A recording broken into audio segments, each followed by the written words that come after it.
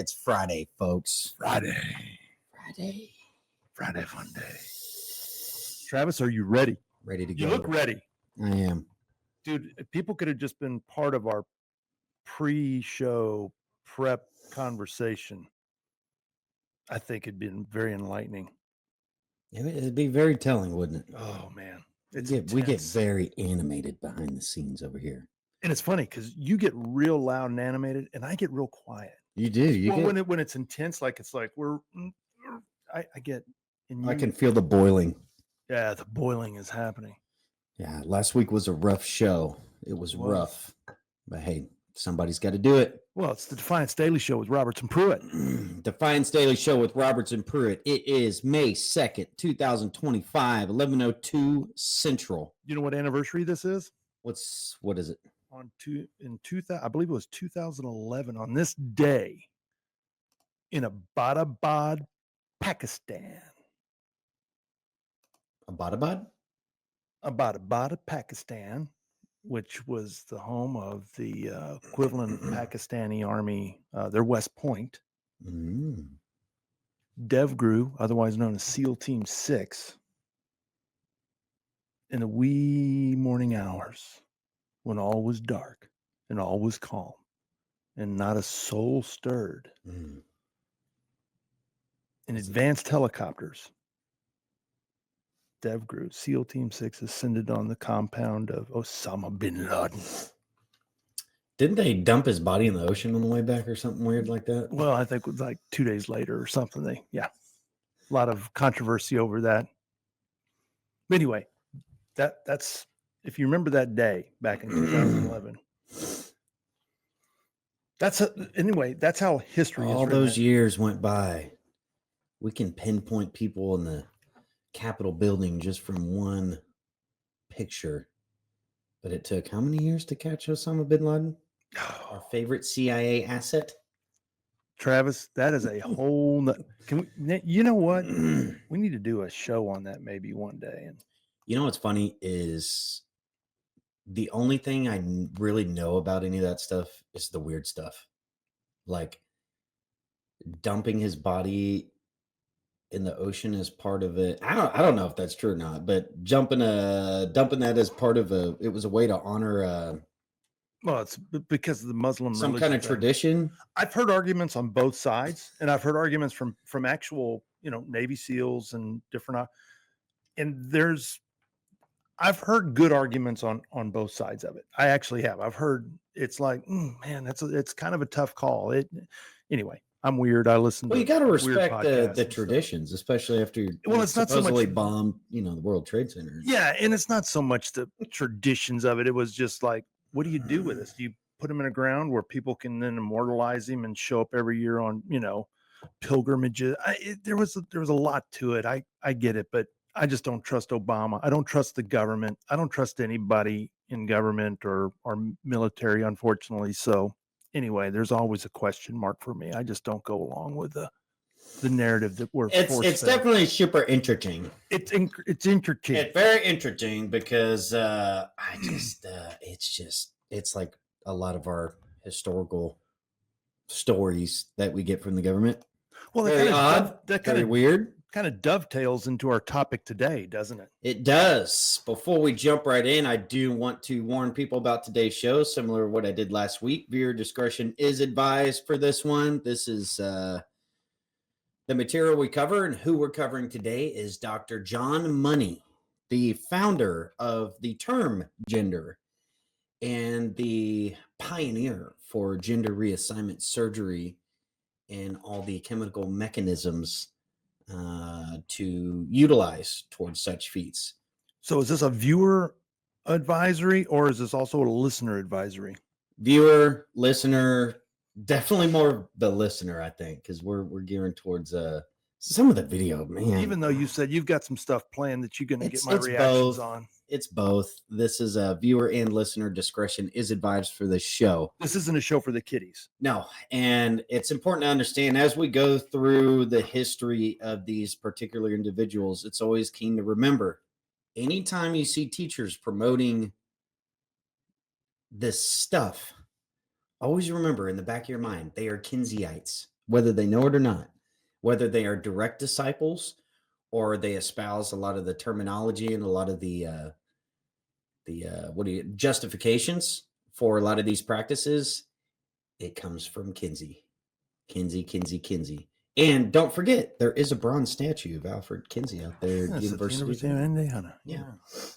Yes. Yep. And before we jump right in, please do not forget to support Defiance Press and Publishing. Go to defiancepress.com, visit our authors, check out our books. Without your support of our authors, none of this is possible. It looks like, yeah, we have some new books that are coming out. Pretty excited about these things. We've got some great books coming out. Great Travis. books, great authors. Down the road, we are gearing up to interview a lot of our authors, which I think would be super exciting and super entertaining. We've got a whole host of authors that, man, you're going to want to hear from them. So we attract really good authors, good conservative libertarian authors. We're not just publish their books, but we just attract really good authors. We do. And there's a lot of doctors and people in different fields that want to tell their story. They don't have many places to go. No. So they do come here. So that's defiancepress.com. Supporting our authors in turn supports the team here at Defiance. It supports the show, and we keep going on here. So thanks again to everybody who's joining in advance. Looks like we got a nice, decent crowd today. And it's gonna be a show for sure. Can I ask you a question real quick, Travis? What do you got? Because I know, because you and I talk a lot, and we've talked a lot about this show. We talked a lot about last week's show. It created a lot of controversy. Right. Why talk about this subject, Travis? I think you like articulate this very well. So I like this question. We've talked about it, but I want you to explain it like you've explained it to me. And so most people don't know. They see, when you see the transgender type movements and being geared towards kids, when you see different elements that make no sense to you, the most important element to all of this is understanding the history and where it started and where it came from. The biggest prospect to all this is understanding we are constantly living through the fruits of labor from long-term agendas. The best way to shine the light on this kind of thing is to show it to you. And unfortunately, and I always say this to folks that are watching, it's almost like a true crime. This is what, I had some feedback from some female listeners that were really curious about some of this stuff, because I guess a lot of females like to listen to these true crime type of podcasts. And that was similar vibe apparently last week. That's not what I intended, but you're seeing almost a criminal history. But the most incredible aspect to it is nobody's been prosecuted from it. The Kinsey Institute is still out there today. They erected a statue of Alfred Kinsey. And you're talking about the Kinsey Institute, who's still holding all these videos, the evidence, photos, the crime scene. They're still there. It's an active crime scene storage for pedophilia over there, and a lot of the justification for these movements. So the reason we talk about these is because when you have the background knowledge to where this ideology comes from, because that's exactly what it is. It's an ideology and why it's been pushed. Then when you're seeing it and you have other folks that are arguing with you about it, and some of this, knowledge is power, right? But this helps give you an idea and a layer to understanding this, maybe more so than you would have anticipated, because it's easy to just react on its face. We know this looks crazy to the average person out there that maybe isn't completely in tune to politics. Maybe they don't even vote. They hear this stuff and they go, "Oh, that ain't right." Having another layer to it and understanding the people that pushed it and the justification for the science behind it, man, there's so many reasons why you need to cover this stuff. And the other part to it too is the utter worship of academia and science, and how, especially throughout the generations, we have been trained to listen to them like a godlike authority, almost like you would listen to a priest at church. Same mechanism, same thing. And you don't question authority, especially when it's coming from somebody who's more educated than you.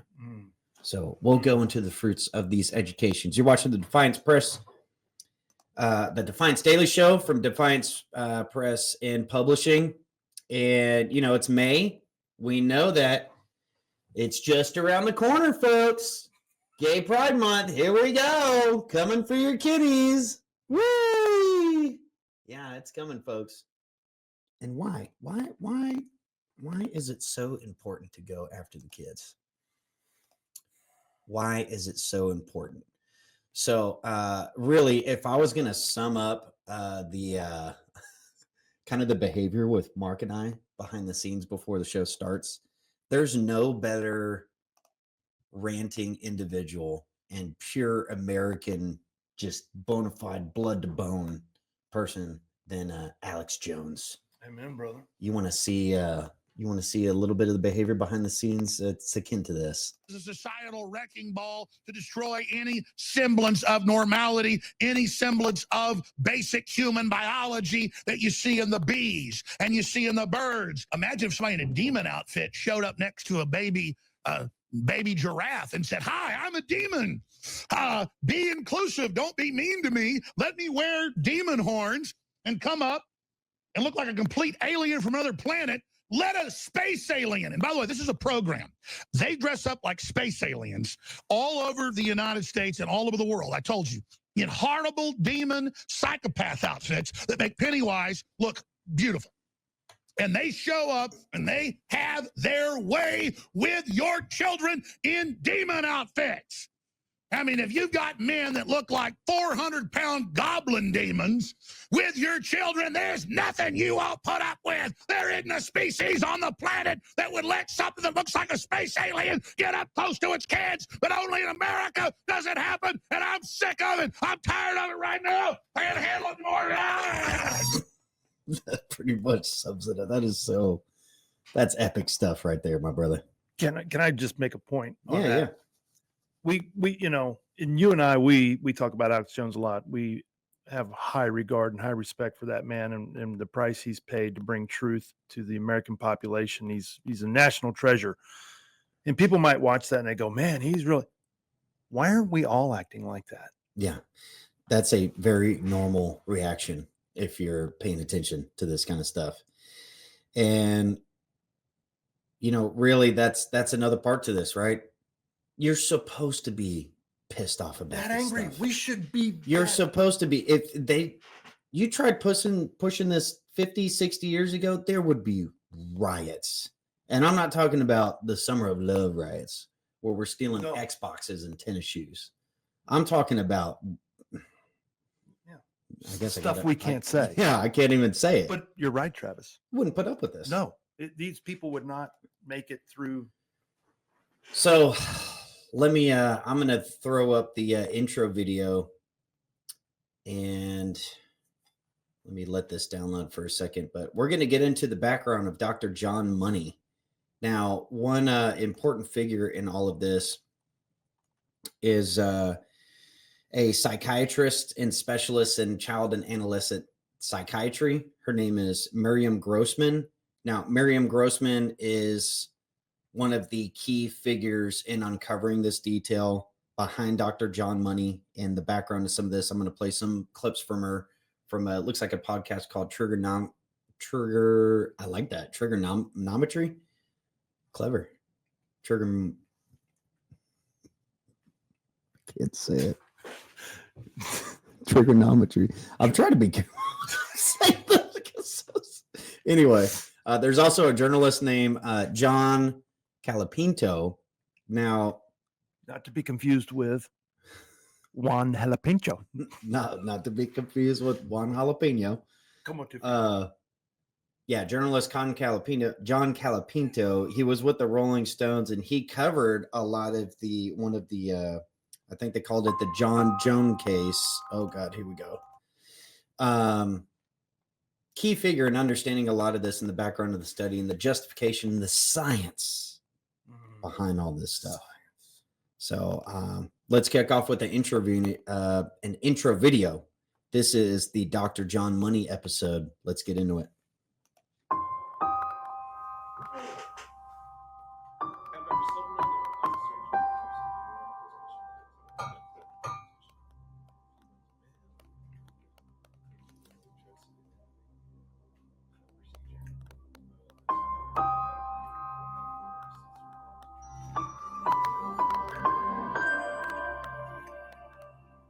Penile inversion vaginoplasty is the full name of vaginoplasty. In this procedure, the surgical team is creating the outer and the inner vagina. The reason it's called penile inversion vaginoplasty because we use the penile skin and the scrotal skin in order to reconstruct the vagina. By doing so, we break it down to all of its components, and we use some of the tissue to reconstruct things the way they were supposed to be for that patient.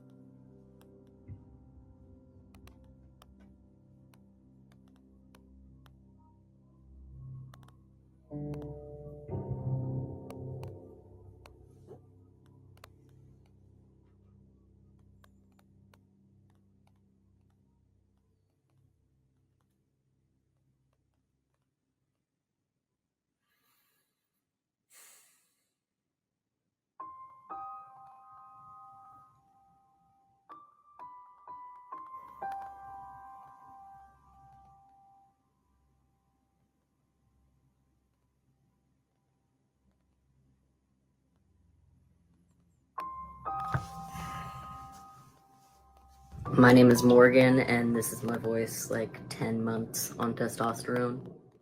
My name is Morgan, and this is my voice 1 year on testosterone. Contrary to what some of you might think, if you don't like bottom surgery results, you can actually keep that to yourself. People who've gotten bottom surgery or plan to get it don't really need to or want to hear how much you don't like how it looks. If they wanted your opinion, they would have asked you. Right? If you promise trans refuge, then we need to increase the number of people who are offering gender affirming care, because we already had a shortage and now more people are coming. So we have some money, hopefully we can pass, to help entice people to move from those states who also practice gender affirming care. If you live in Missouri and all your clients can no longer access care, well, if they're leaving, you might also be interested in coming with your clients, right? And going to a place where you can serve without prosecution. We want to do internship programs and fellowship programs with Children's Minnesota and other places where people can learn gender affirming care and become more. We need to increase the number of providers.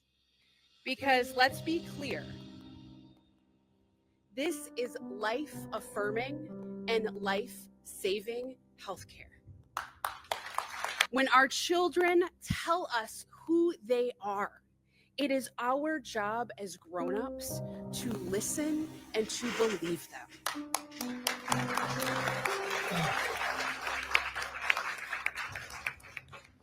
That's what it means to be a good parent. hope I don't have to say that trans women can be biologically female. Surgeries exist that can change your sex, and the bill just does not account for that. I have updated my legal sex on every government document except for my birth certificate, as I was born in Tennessee and moved here soon after.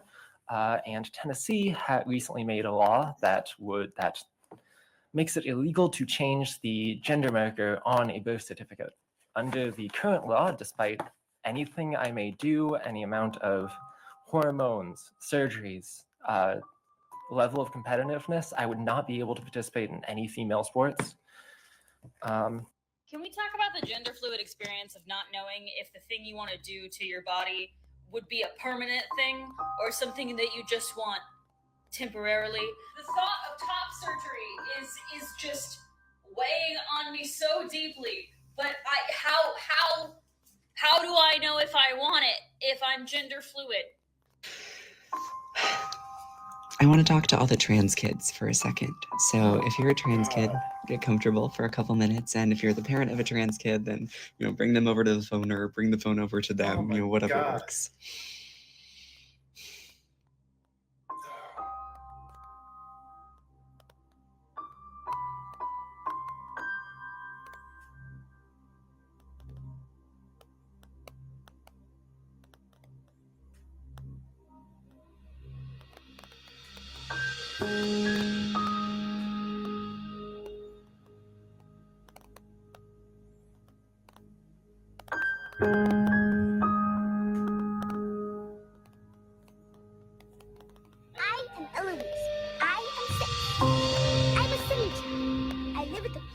Hotel, which is huge and wonderful and très elegant, especially at Christmas time. Hi, I'm getting bottom surgery in 5 days, and when they do the surgery, they're going to put packing inside to make sure that everything, stays open. And 5 days after the surgery, they're going to remove the packing, and I really want to play this specific song when they're removing the packing so that it'll be like this. It's like a clown, except it's my vagina.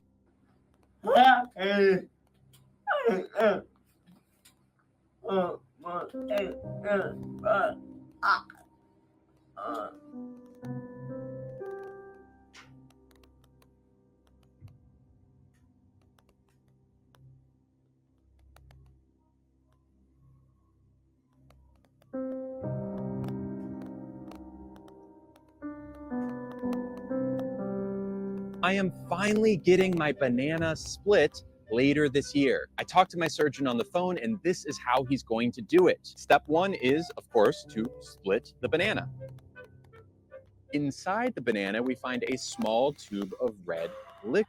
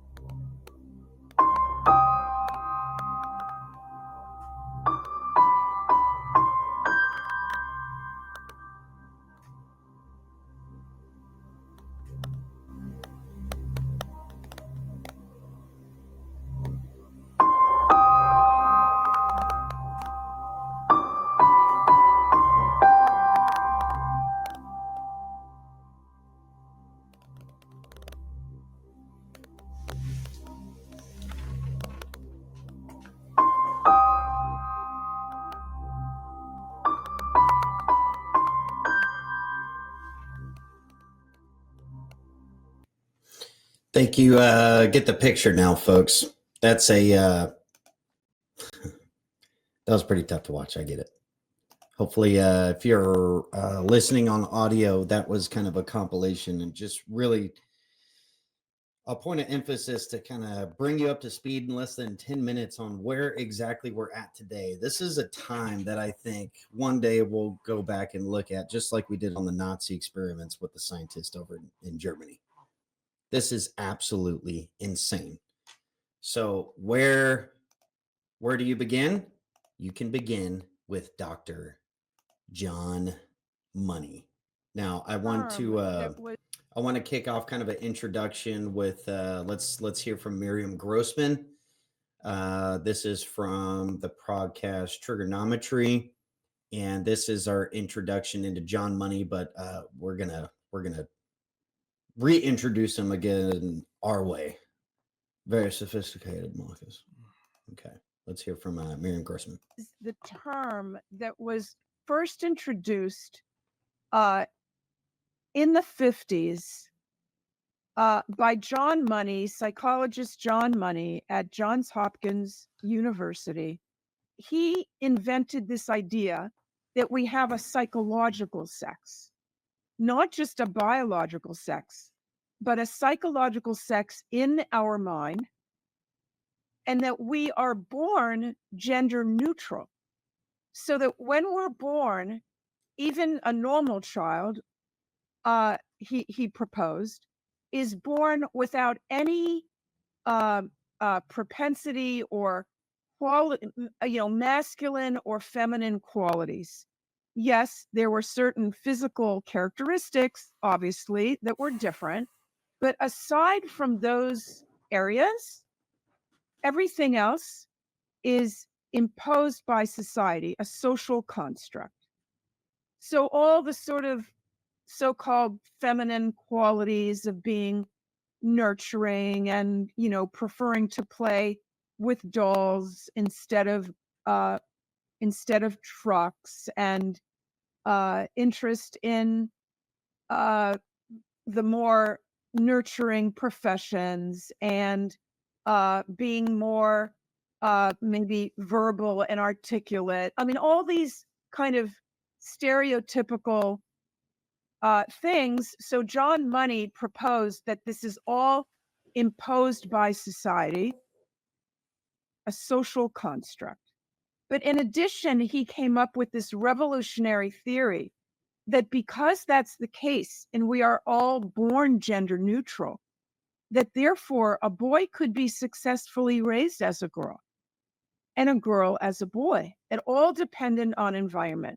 He had one experiment. He did his proof of concept of his theory of gender identity being that we're born gender neutral, and that it's all about society, and that it's all about gender identity, and that it's fluid. All that stuff was his proof of concept failed miserably. It could not have failed more, but it only became known that it had failed after about 25, 30 years after he began saying that it was a success.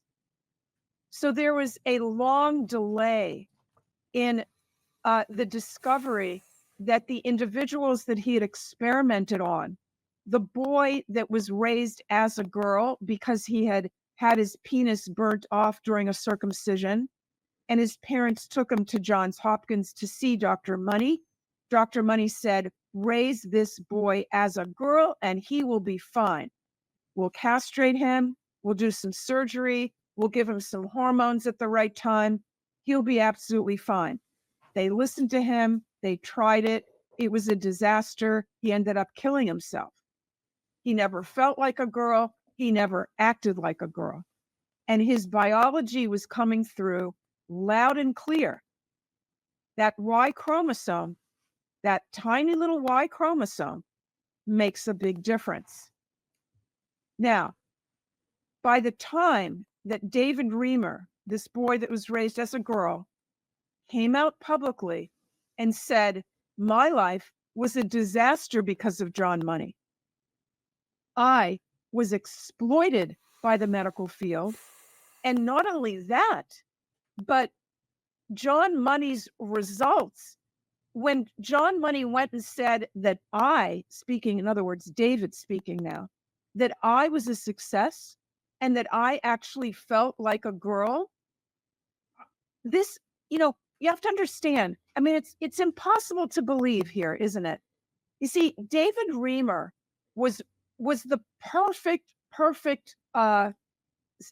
subject for John Money. He was a twin. He had an identical twin. So they were, of course, raised in the same environment, the same family. This was the perfect setup. It was the answer to John Money's prayers. And so they do this experiment, and this little boy is told from the age of about 18 months that he's a girl. Okay, he's still in diapers, and he's told he's a girl. He's given the name Brenda. He's put in dresses. The whole world, all his relatives. This is the perfect we would call it socially transitioning right now. Except that the kid himself didn't know that he was being socially transitioned. The book that came out, published telling his story, is called As Nature Made Him by John Colapinto, came out in 1999. It was before John Money died. John Money, his whole life, never made any public statements regarding what happened. In other words, public statements acknowledging the disaster of his experiment. Why is it that now that we know what happened to those twins, and did I say they both committed suicide, or did I just say David did? No, you just said David. They both commit. Well, his identical twin, died of an overdose. So he destroyed a family, John Money, and every time the kids were taken down to see him, because they lived in Canada, and the parents would take them down once a year to see John Money. John Money was sexually abusing those kids. All right, folks. That's kind of a brief introduction from Miriam Grossman. I highly recommend getting her book.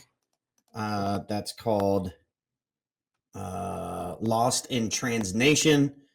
I just ordered it myself. I have not read through it all, but absolutely incredible material and good research. She's definitely someone on the forefront of this research. Now, let's go ahead and jump right in, folks. You're watching the Defiance Daily Show. It's time check here. We got 11:33 a.m. But when we introduce John Money, we got to introduce him as the pioneer he is, Marcus. Mm-hmm. Do you understand? I'm just a little speechless this morning, Travis. I knew this was coming. Well, fear not, Marcus. We will introduce John Money properly, according to the standards of our modern day academia. Yes, please. Okay, let's go through John Money here. Okay. I know he was born in New Zealand. Positive speaking one. A lot of funny stuff coming out of New Zealand. Yeah, weird stuff. Dr. John Money stands as one of the most influential figures in fields of sexology, gender studies, and developmental psychology. His groundbreaking research and theoretical contributions continue to shape our understanding of gender identity, sexual development, and human sexuality. While his work has attracted both praise and criticism over the decades, this overview focuses specifically on his academic contributions, ongoing influence, and the institutions that continue to honor his legacy. Ready, Marcus? John William Money was born July 8th, 1921 in New Zealand. After completing his initial studies at Victoria University of Wellington, Money immigrated to the United States in 1947 to pursue graduate education at the University of Pittsburgh Psychiatric Institute. He later moved to Harvard, Harvard University, where he earned his PhD in 1952. Following his doctoral studies, Money joined Johns Hopkins University. Funny how a lot of stuff goes back to that old Johns Hopkins University. Hopkins. What's up with Johns Hopkins? What's up with that place, bro? As a professor of pediatrics and medical psychology, where he would remain for the entirety of his career until his death on July 7th, 2006, just one day before his 85th birthday. Dr. Money's most enduring contribution to psychology and social sciences was the introduction of precise terminology that allowed for more nuanced discussion of gender and sexuality. So that's a little loud. I'm getting really into the music, Marcus. In 1955, he coined the term gender role, which he defined as all those things that a person says or does to disclose himself or herself as having the status of boy or man, girl or woman, respectively. So he's the originator of all the gender language. Wait a second, Travis. Where gender came from, the whole idea of it being a social construct. We're talking about him. Here's where it came from. The conceptual distinction between biological sex and socially constructed gender roles. Tricky biology stuff. I thought that was science that went back to like Newton and all. I mean, I thought this is the new science, Marcus. Listen up. Money also introduced the term sexual orientation to replace the then common sexual preference, emphasizing that attraction is not necessarily a matter of free choice. So one of the important things when I go through covering these histories and the figures behind it, the vocabulary is very important. The language that's used is very important to get established in the culture as you start progressing towards advancing these agendas. Got to have the terminology right. Can't pitch it. It's the same thing in sales. It's the same thing in marketing. It all applies here.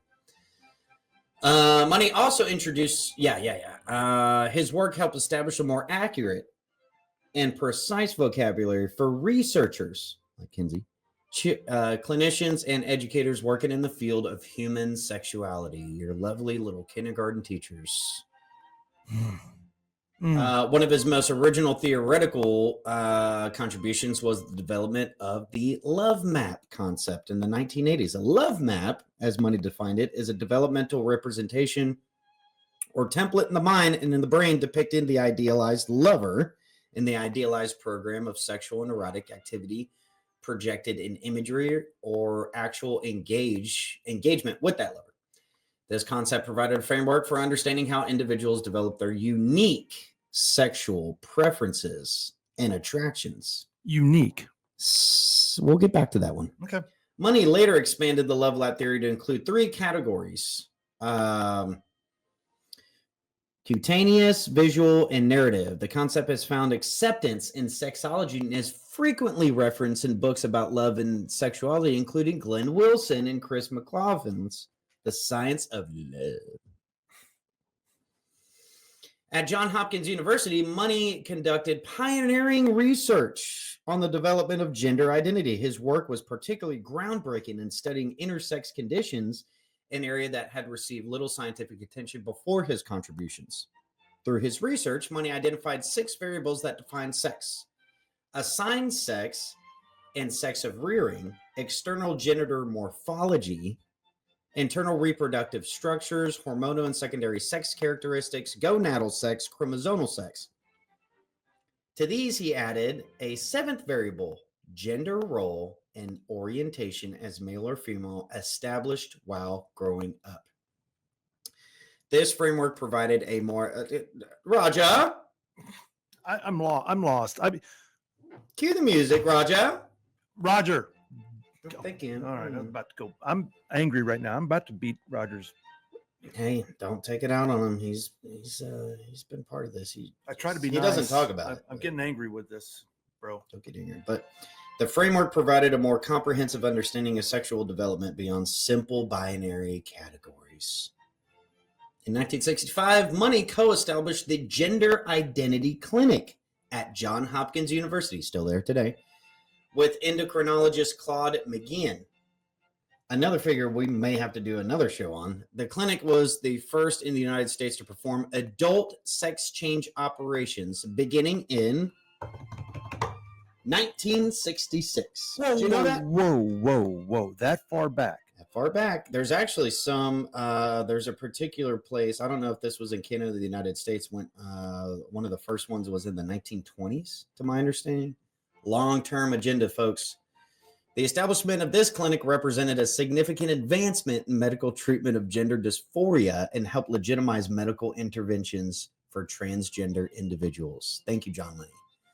Money's clinical approach included careful screening and evaluation of patients seeking gender reassignments with a standard 2-year assessment period, except for David Reamer.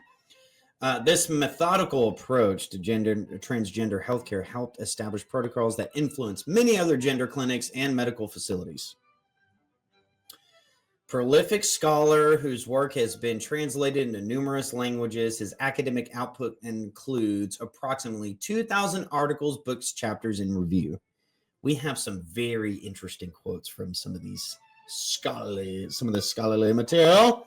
Throughout his career, Money received approximately 65 honors awards and degrees, most notably the James McKeaton Cattell Fellow Award from the Association for Psychological Science, the American Psychological Association Distinguished Scientific Award for the Applications of Psychology, the Masters and Johnston 4th Annual from the Society for Sex Therapy in 1988, an award for contributions to sexology research from the Internal Academy of Sex Research in 1991, honorary doctoral degrees from the Institute of Advanced Study of Human Sexuality and Hofstra University, 1998, 1992, respectively.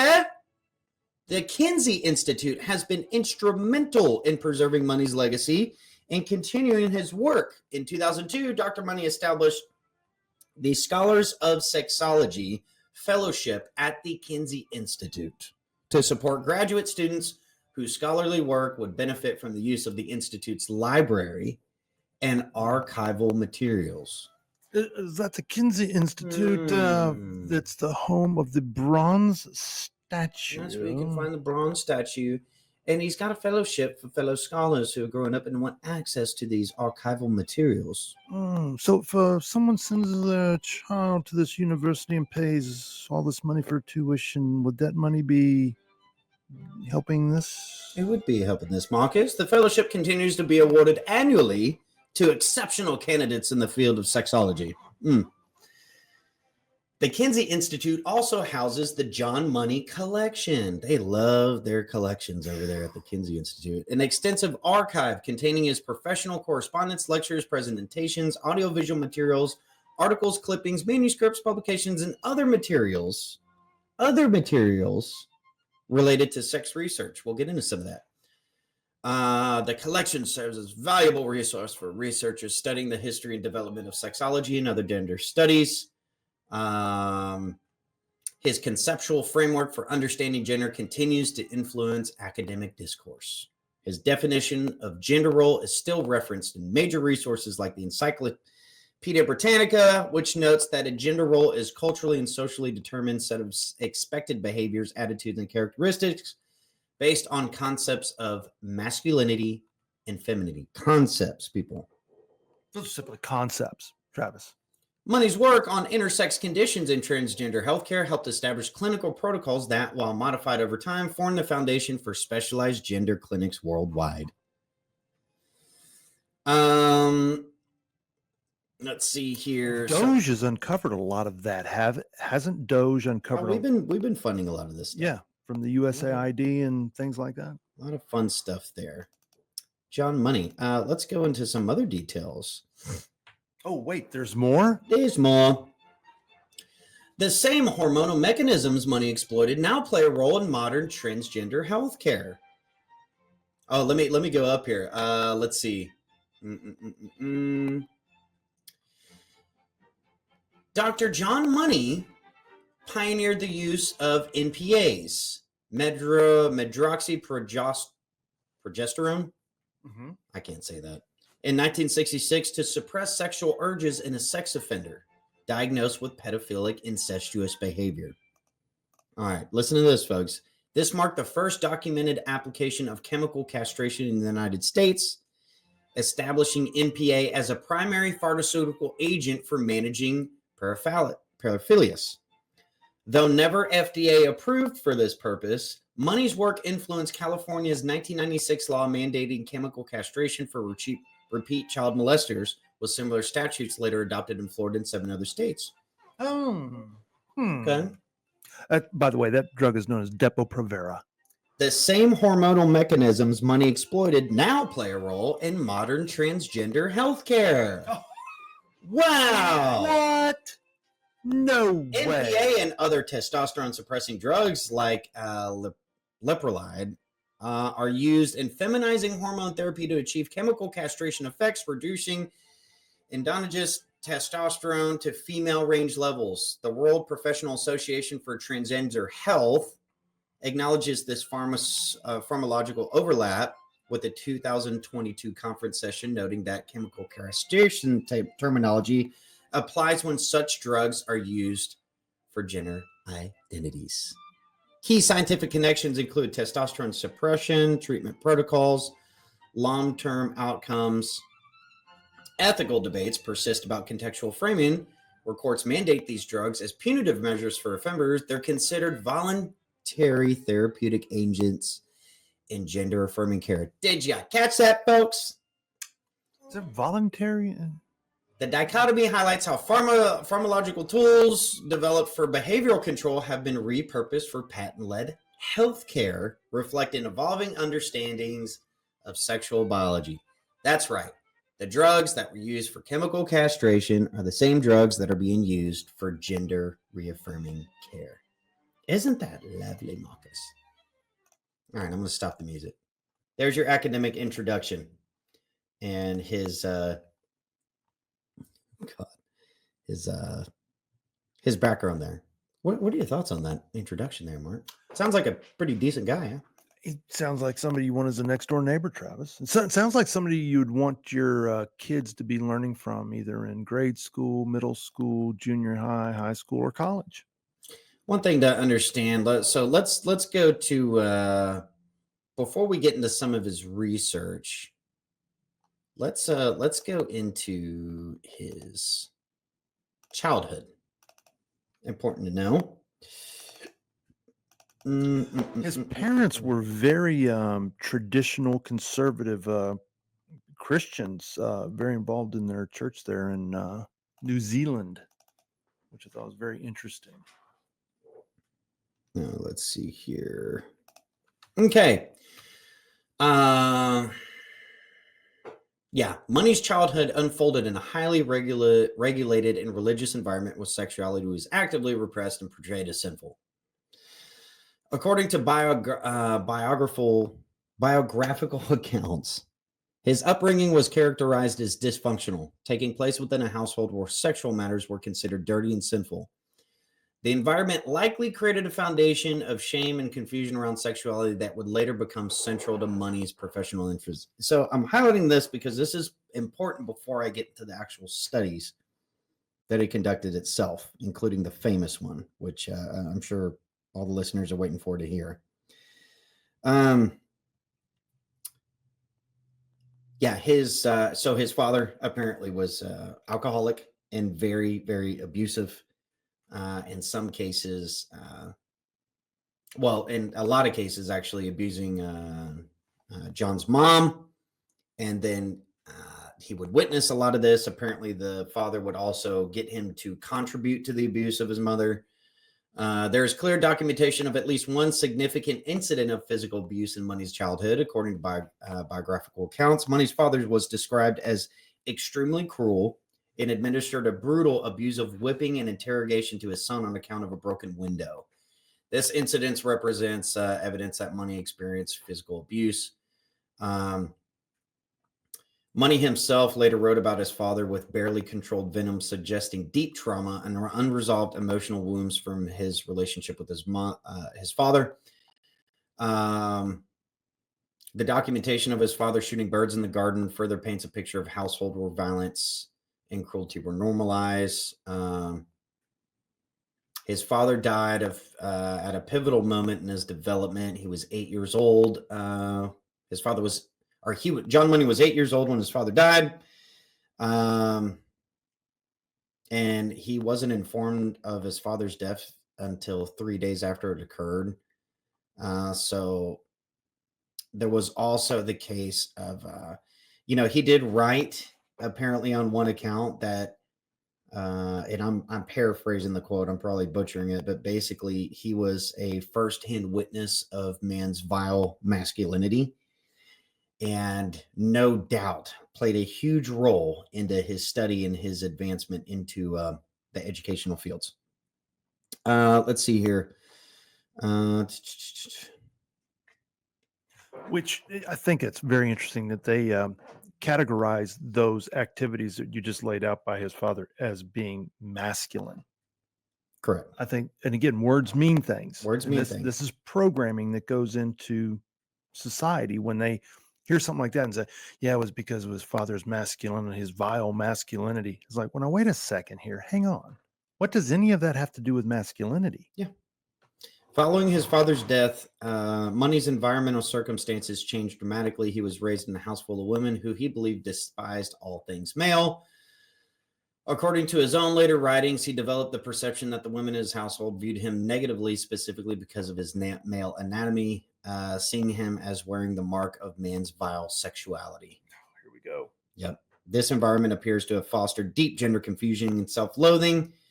Money reportedly rejected the role of man of the household and even wondered if the world might really be a better place for women if not only farm animals, but human males were also gelded at birth. Criminy.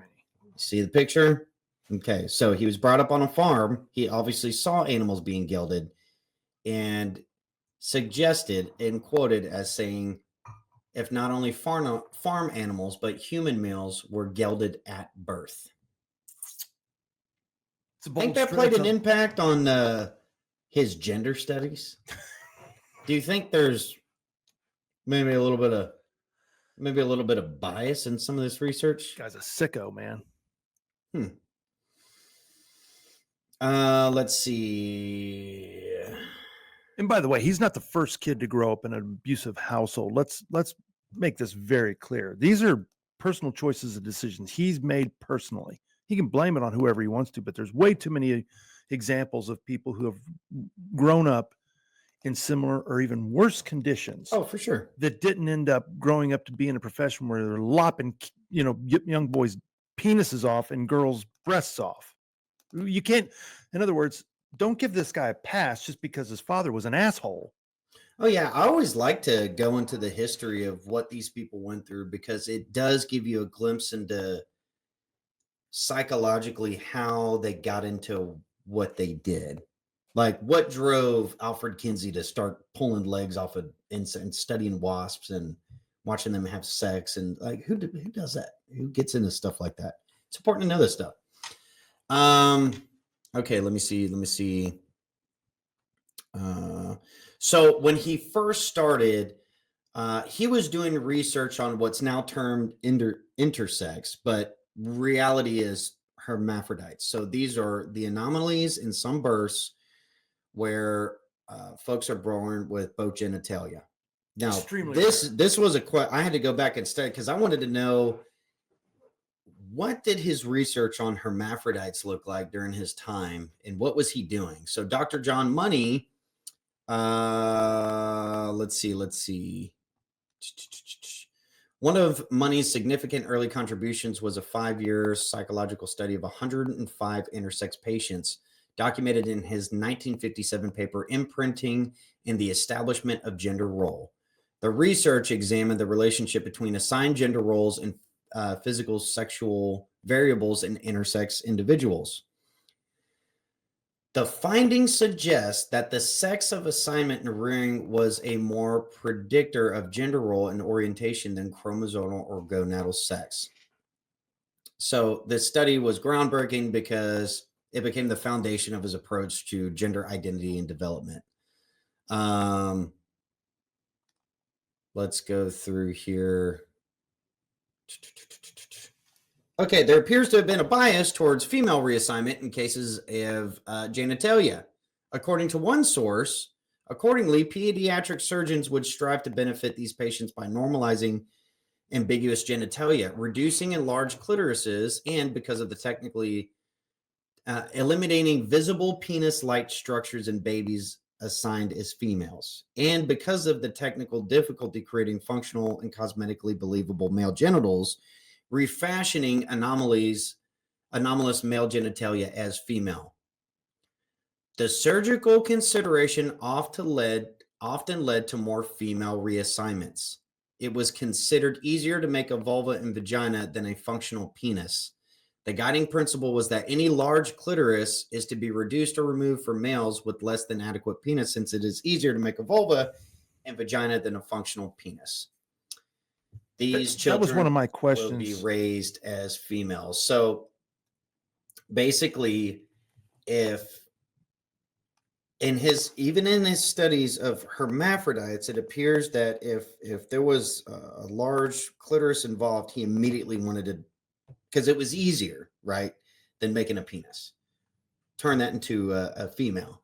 Now, in some of the other studies that were quoted in some of this research, he did have a bias of turning males females as well.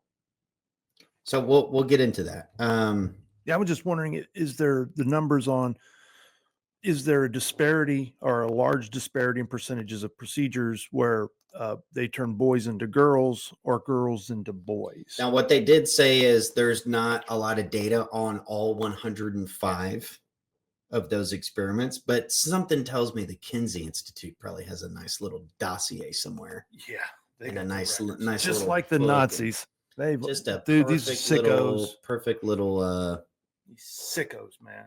They're So satanic. let's go through some of his quotes in articles on different aspects of sexual orientation. Notice how that just rolls off the tongue. It's like, oh, what's sexual orientation? It sounds so almost harmless, clinical or professional, or right? It's just harmless, right?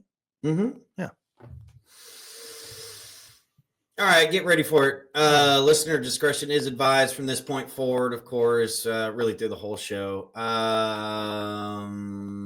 His views on pedophilia were highly contentious and have been interpreted by critics as sympathetic in certain aspects.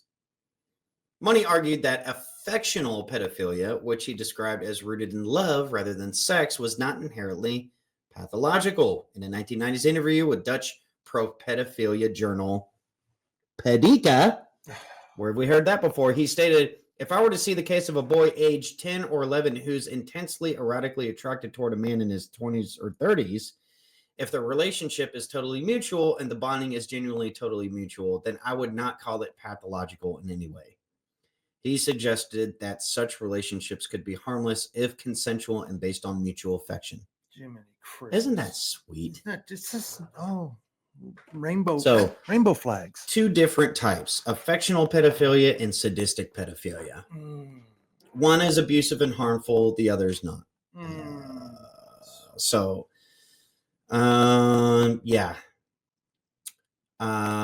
And of course, he also, or did we hear this before? He also pointed to, critics have pointed to his work being featured on the website of the North American Man-Boy Love Association. Oh, we're good. NAMBLA. NAMBLA. A pro-pedophilia group. We talked about that last week. I highly suggest going back to that show and seeing some of the details in that documentary on NAMBLA.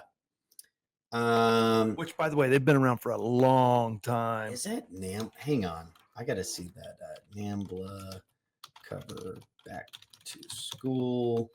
For those that aren't familiar with, wow, can't find it. No way. There. Oh, look at that. I can't find the picture, folks. Anyway, it's a picture on one of, I believe it was either NAMBLA or Pedica's journal, where it said the headline "Back to School," and it had a little boy in the corner with an upside down cross on his crotch and two shadowy men standing over him, and the kid looking terrified. "Back to School," the headline read. That's one of John Money's contributions to those articles. Being featured on the website North American Man-Boy Love Association, NAMBLA. Yeah, affectional pedophilia. Pedophilia. That's where he got some of this. Now let's go on here. Let's look at some of his other views. What was his stance on incest? Let's take a look here. That's not it. That's not it. That's not it. Why are some of these articles, Roger? Why are some of these disorganized, dude? You put them all together, and Roger, dude, I'm telling you, man, ever since his little tryst with Dr. Grayson, Gracist, I mean, he's not been, dude, he's slipping, bro.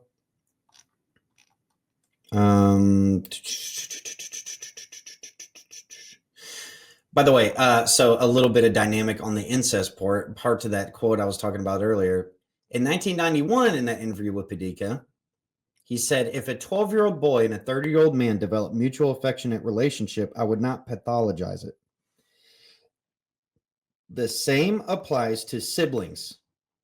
provided there is no coercion. Oh my! Do y'all hear me out there? The same applies to siblings, providing there is no coercion. Oh my God. So when you're talking about some of the what was the quote earlier on the sexual behaviors or preferences? But Money coined the term chronophilia to describe erotic age preferences, including nepiophilia, attraction to infants, gerontophilia, attraction to the elderly. He argued that society should distinguish between affectual and sadistic variants, writing affectional pedophilia or incest may involve devotion and limerence, not harm. Bold strategy, Cotton. Can't make this up. Okay. Wow. Yeah, so almost a romanticized kind of version of his theoretical work on sexual preferences and so forth. And of course, you know, the whole gender preferences and all this ideology, it goes all the way back to kids being sexual right when they come out of the womb. Mm-hmm. So Kinseyite. 1970s, Professor Money claimed that zoophilic behaviors were usually transitory, occurring when there is no sexual outlet available, no other sexual outlet available. The perspective suggested that he viewed bestiality primarily as a behavior of convenience rather than a fixed sexual orientation. I'm sorry, man. He noted that historically, this is often how young men acquired their sexual skill. By where he got this, I have no idea. But did you do that, Mark? Is that how you acquired your sexual skill, by having sex with your dog? No. Money was also associated with a British documentary on zoophilia titled Animal Passions. Whew. Wow, folks. Okay. Bear with me here. You hear this stuff and I because in one way we tie this back. The dangers of this and how this gets introduced in our society is through the public school system and through our colleges, universities. And I know parents will hear this and go, man, none of my teachers talk like this. None of my kids' teachers are teaching this stuff. And that's such a cop out. And it's really playing stupid, because you don't have a brain in your head if you don't understand how this stuff is repackaged. I can remember back when I was in public school in the 70s and 80s, how this was very soft pedaled, very, very, very quietly and we all know how this happens, Travis. Well, we don't all know how this happens. The subtlety is where the poison lies. Of course, these teachers don't come out and say, hey, kids, why don't you go home and have sex with your dog? Nobody says that. Well, listen, and it's really, look, it's here's a quote from him: the study of human sexuality and its recreational as compared to its purely procreational function. So turning it into a science and part of the academic literature that's going to bleed throughout the public school. You get to the point, I always wondered, how do you get to the point where you're teaching, fourth graders how to put a condom on? Right. Like, how did Nickelodeon air Magic Johnson putting condoms on? How did we get that? Could you get away with that in the 1920s, you think? What do you think would happen to a teacher in the 1920s had a parent found out that they're doing anything close to what we're doing today? Right. I think we know the answer there, Cotton. Well, that's exactly right. And, this is why one of the things, and I've seen this, and I think Texas is one where they just passed legislation where they've outlawed putting pride flags in classrooms, and all the little Republican voters go, wee. I'm like, now, wait a second, hang on. Why? Now you forced them underground.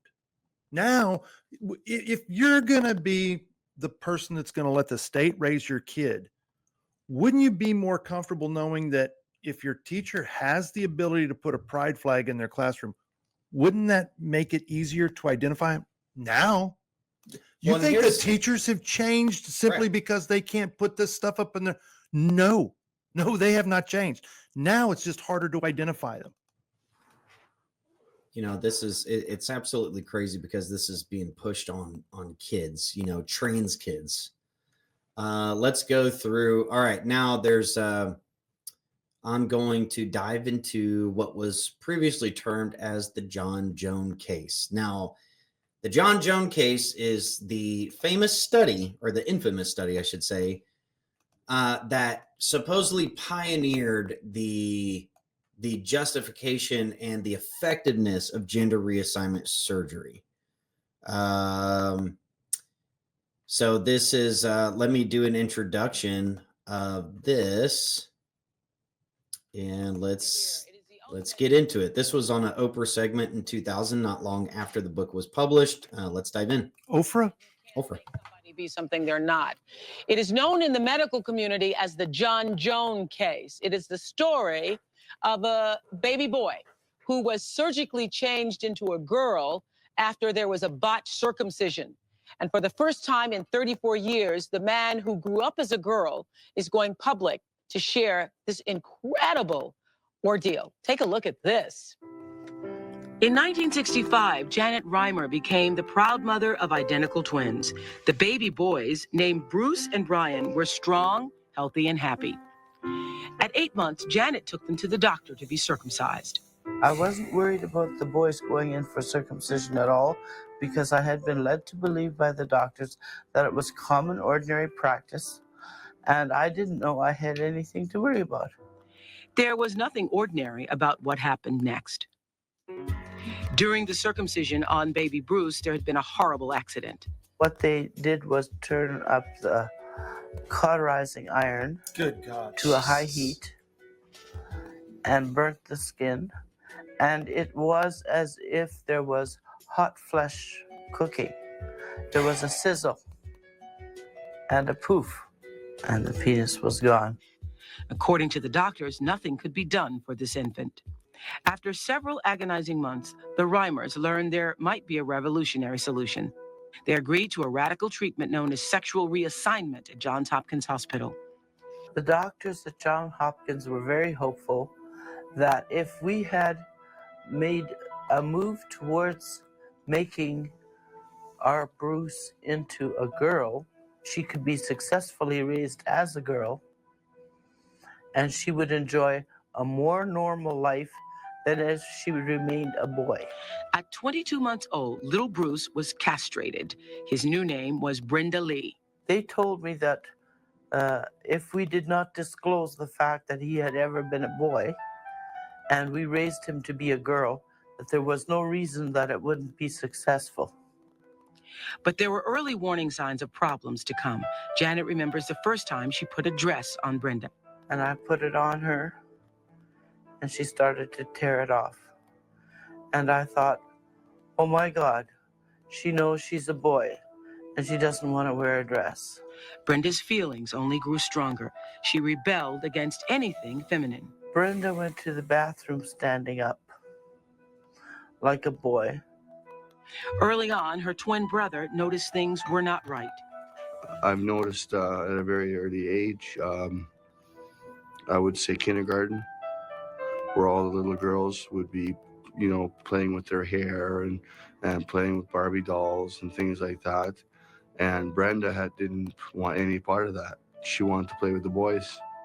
Brenda's female appearance combined with her masculine behavior made her a social outcast in school. She was not allowed in the girls' bathroom because the other girls pulled knives out when they were going to stab her. She couldn't go in the boys' room for obvious reasons. So she had to go outside and go to the bathroom in between the schools in the parking lot. Brenda reluctantly took the female hormones prescribed to give her a feminine figure. She fought the transformation all the way, never knowing why. She knew she wasn't a girl, but she was told she wasn't a boy. So she was confused. She thought she wasn't it. At age 13, doctors felt Brenda was now ready for a special surgery that would give her a vagina. She rebelled. She ran. She ran on top of the roof of the building. She said if she had to go see the doctor again, she would commit suicide. And that was the last trip. No longer able to Yep. live. So that's a brief introduction to, oh man, Bruce and Brian. So why don't we delve into the detail? And Miriam Grossman is really good at breaking down the fact that this case, this study was the antithesis and kind of the groundwork, if you will, for gender reassignment surgery. It was touted as a huge success, a scholarly, triumph. I mean, something to write about and something that's still quoted today, even though majority of people in the scientific community, they know it's false now. But, at the time and for years, I mean, this wasn't talked about for years. This started in the 1950s, 1960s. This case, that was on Oprah Winfrey in 2000. Did you notice any mention of Dr. John Money, by the way? No. In that whole, No. I watched the whole segment, not one mention of Dr. John Money. Bingo. This is, man. It's almost like too, because the mother, I think her name was Janet. Yeah, Janet Reamer sought out Dr. John Money. She saw him on a television commercial, actually. And after the circumcision was botched, they were looking for anything. And, if you think about it, I think they were kind of not poor, but they were lower class and uneducated. not You go to, sophisticated. yeah, you don't Travis. have a level of sophistication. We'll turn little Brucey into Brenda. Especially academic We will sophistication. castrate and geld him. Okay. And we'll tout him as it's only so John Money had a vested interest because while he was doing his intersex studies, he wanted to perform this on non-intersex children. But who is going to volunteer their kids for this stuff? So this was a gold mine for Today Dr. he'd John. find plenty. Oh, for sure. But this was a gold mine for Dr. John Money. So now John Money gets this desperate parent who's just, she doesn't know what to do. The parents don't know what to do. And, during a circumcision, the boy's penis and genitalia, that's gone. And they don't know what to do. So they see this commercial, and it's just incredible to think about to me. Which your heart has to go out for the parent. I mean, they don't. Well, what do they and I know? do have a segment on that because it does go into that. And It'd be easy to Monday morning quarterback say, well, they'd never do. Well, yeah, I mean, and back then, and I'm not going to judge the parents on this one, dude. well, look, and it's not like it came out of a place of compassion, Yeah, no I mean- doubt. And you're going to your experts. This is why I Exactly. cover this the way that I do. Amen. It's all about understanding the experts behind. I mean, we could do entire segments on Fauci. That'd be a fun one. Maybe we should go down this worship of the white coats. It's absolutely insane. Okay, so let's get into the study itself. This was during the nature versus nurture debate in the mid 20th century. Money's advocacy for early sex reassignment gained traction in medical circles, influencing protocols for treating intersex infants. His model emphasized optimal gender rearing, where surgeons constructed anatomically typical genitalia, and parents reinforced the gender. Now, he said the key time to do this was before 3 years old. And it just so happened that Bruce Reamer, well, he later named himself David Reamer, but born Bruce Reamer, fell into his lap right at 2.5 years old. So let's go through this. At 22 months, Bruce underwent bilateral, basically testicle removal and genital reconstruction to create a vulva. Renamed Brenda, he was prescribed estrogen at puberty to induce breast development.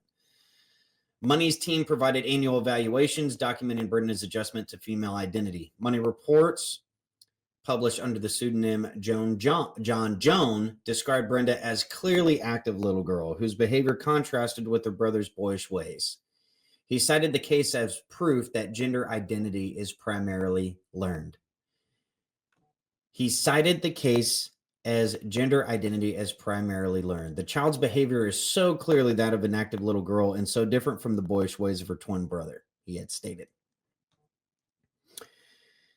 Oh, here we go, folks. Listener discretion advised. Central to Money's mythology was childhood sexual rehearsal play, which he believed cemented gender identity. From age 6, both kids, by the way, both twins, Brenda and Brian, were coerced into simulating sexual acts during therapy sessions. Money instructed them to play at thrusting movements and copulation, forcing Brenda to assume the female role while Brian mounted her. These sessions, often photographed, aimed to instill heteronormative behavior. David later recalled, he told me to take my clothes off and I just did not do it. And as I just stood there and he screamed, "Now," louder than that. I thought he was going to give me a whipping. So I took my clothes off and stood there shaking. Brian described the trauma as undeniable. It's only with the greatest emotional turmoil that I can talk about it. So we'll get into some of that more, but pretty shocking stuff. Despite Money's assurances, Brenda exhibited masculine behaviors from early childhood. You saw the mom talking about that. At school, peers mocked her as cave woman for her tomboyish demeanor. So this kid was tormented his whole life growing up. By age 9, Brenda refused to wear dresses, urinated, standing up, and fantasized about having a mustache and a sports car. So even without testicle, this is the incredible part to this, because this is, even without testicles, biologically, your body, from what we know, even in the womb, it finds ways to make up that testosterone. That's what's incredible about this. Your body will find a way to supplement the testosterone. He's got no testicles, and somehow he's got all these masculine ideals and biological tics. At age 14, after enduring suicidal ideation, Brenda's parents revealed her medical history. So at 14, the parents told him that you were actually born a man. And this is the first time that he finds out that he's actually a man. Imagine how devastating that would be. God. David transitioned back to male, undergoing testosterone therapy, mastectomy, and phalloplasty. He married John Fontaine in 1990, adopting her 3 children. However, lifelong trauma from Money's interventions and his brother Brian's suicide precipitated David's own death by gunshot in 2004. So he bought a shotgun, or took a shotgun, sawed off the barrel, went in front of a grocery store, and shot himself. Let's see. Which that's incredibly brutal. And that speaks volumes. Yeah, this is absolutely nuts. The Reimer case exposed systemic ethical violations, lack of informed consent. David's parents, desperate and misled, consented under duress. Janet Reimer later stated they did what they did out of kindness and love and desperation. When you're desperate, you don't necessarily do all the right things, you think? Coercive therapy, Money sexualized sessions deemed abusive by modern standards violated David and Brian's autonomy. Money suppressed, so scientific dishonesty, obviously. Money suppressed evidence of Brenda's distress, publishing skewed data to uphold his theories. Did he ever go to jail for any of this? Nope. Ever arrested, Nope. indicted, investigated? Did police ever show up and say, "Hey, man, I hear you got some child porn pictures in your..." So nothing. There was never any government intervention in any way. No, and unfortunately, we're going to have to go through what we're talking about here. Money mandated annual psychiatric visits starting at age 6, including his brother, during which he subjected the twins to 4 sexual simulations under the guise of childhood sexual rehearsal play. These sessions included invasive genital inspections aimed at reinforcing Brenda's acceptance of her body. The journalist, Calapinto, writes, Money would order the twins to undress and inspect each other's genitals. David recalled Money screaming now if they resisted, leaving him shaken with fear. David described one such incident, and we talked about that. Money's most disturbing exercises involved forced mimicry of adult sexual acts. Money made Brenda assume a position on all... Oh, God. Money made Brenda assume a position on all fours in his office sofa and instructed Brian to come behind her on his knees and place his crotch against her buttocks. These simulations were justified as necessary for healthy adult gender identity, with Money theorizing that at play at thrusting movements and copulation was critical for gender development in primates. Brian later described the trauma of these sessions. It's only with the greatest emotional turmoil that I can talk about it. Money also exposed the children to explicit material. Calapinto writes, he showed the twins photographic images to educate them about heterosexual norms, further blurring the line between therapy and exploitation. Where are we seeing this right now? Where are we seeing this, guys? Where are we not seeing it? Right. Where are we seeing this? What are these school board meetings we've been hearing about over the past couple of years? What are parents freaking out about, you bigots out there? But it's not happening at my kids' school because my kids go to. Oh, right, yeah. Your public school's different. Yeah, these parents that go, well, it's not going on because I know my teachers. Different. Yeah, their library. I know my teachers. Mm-hmm. Yeah, Where are we seeing this, guys? It's in school, public school, college. You saw in the intro video, I did a fast segment through some of the pamphlet material. Remember last week I showed you that teacher that was confronted about teaching teenagers about butt plugs. Mm-hmm. She's childless, no kids, but she is really the main criticism she had is that you think it's gross, that the parent thinks it's gross. Money exposed the children to porn.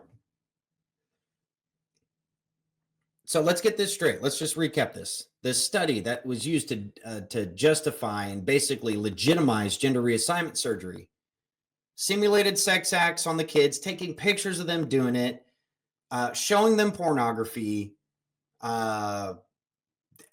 genital inspection. By the way, you heard what I said earlier. All his published materials are all housed at the Kinsey Institute. What? Where they have a bronze statue of... And they got a scholarship, a fellowship there for people who want to access those material. What do you think the vetting process is like over there? Why does a lot of this go back to this kind of stuff? Isn't that weird? And these academics, they worship Kinsey. Make no mistake about it. It's not just the University of Indiana. Yes, that is where the famous bronze statue is. But all across academia, all these state-funded college universities, I am telling you, for the most part, all the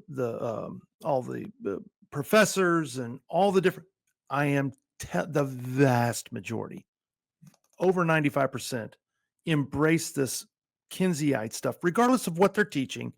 They embrace it to some certain level. Maybe not all of it, but they embrace it to a certain level.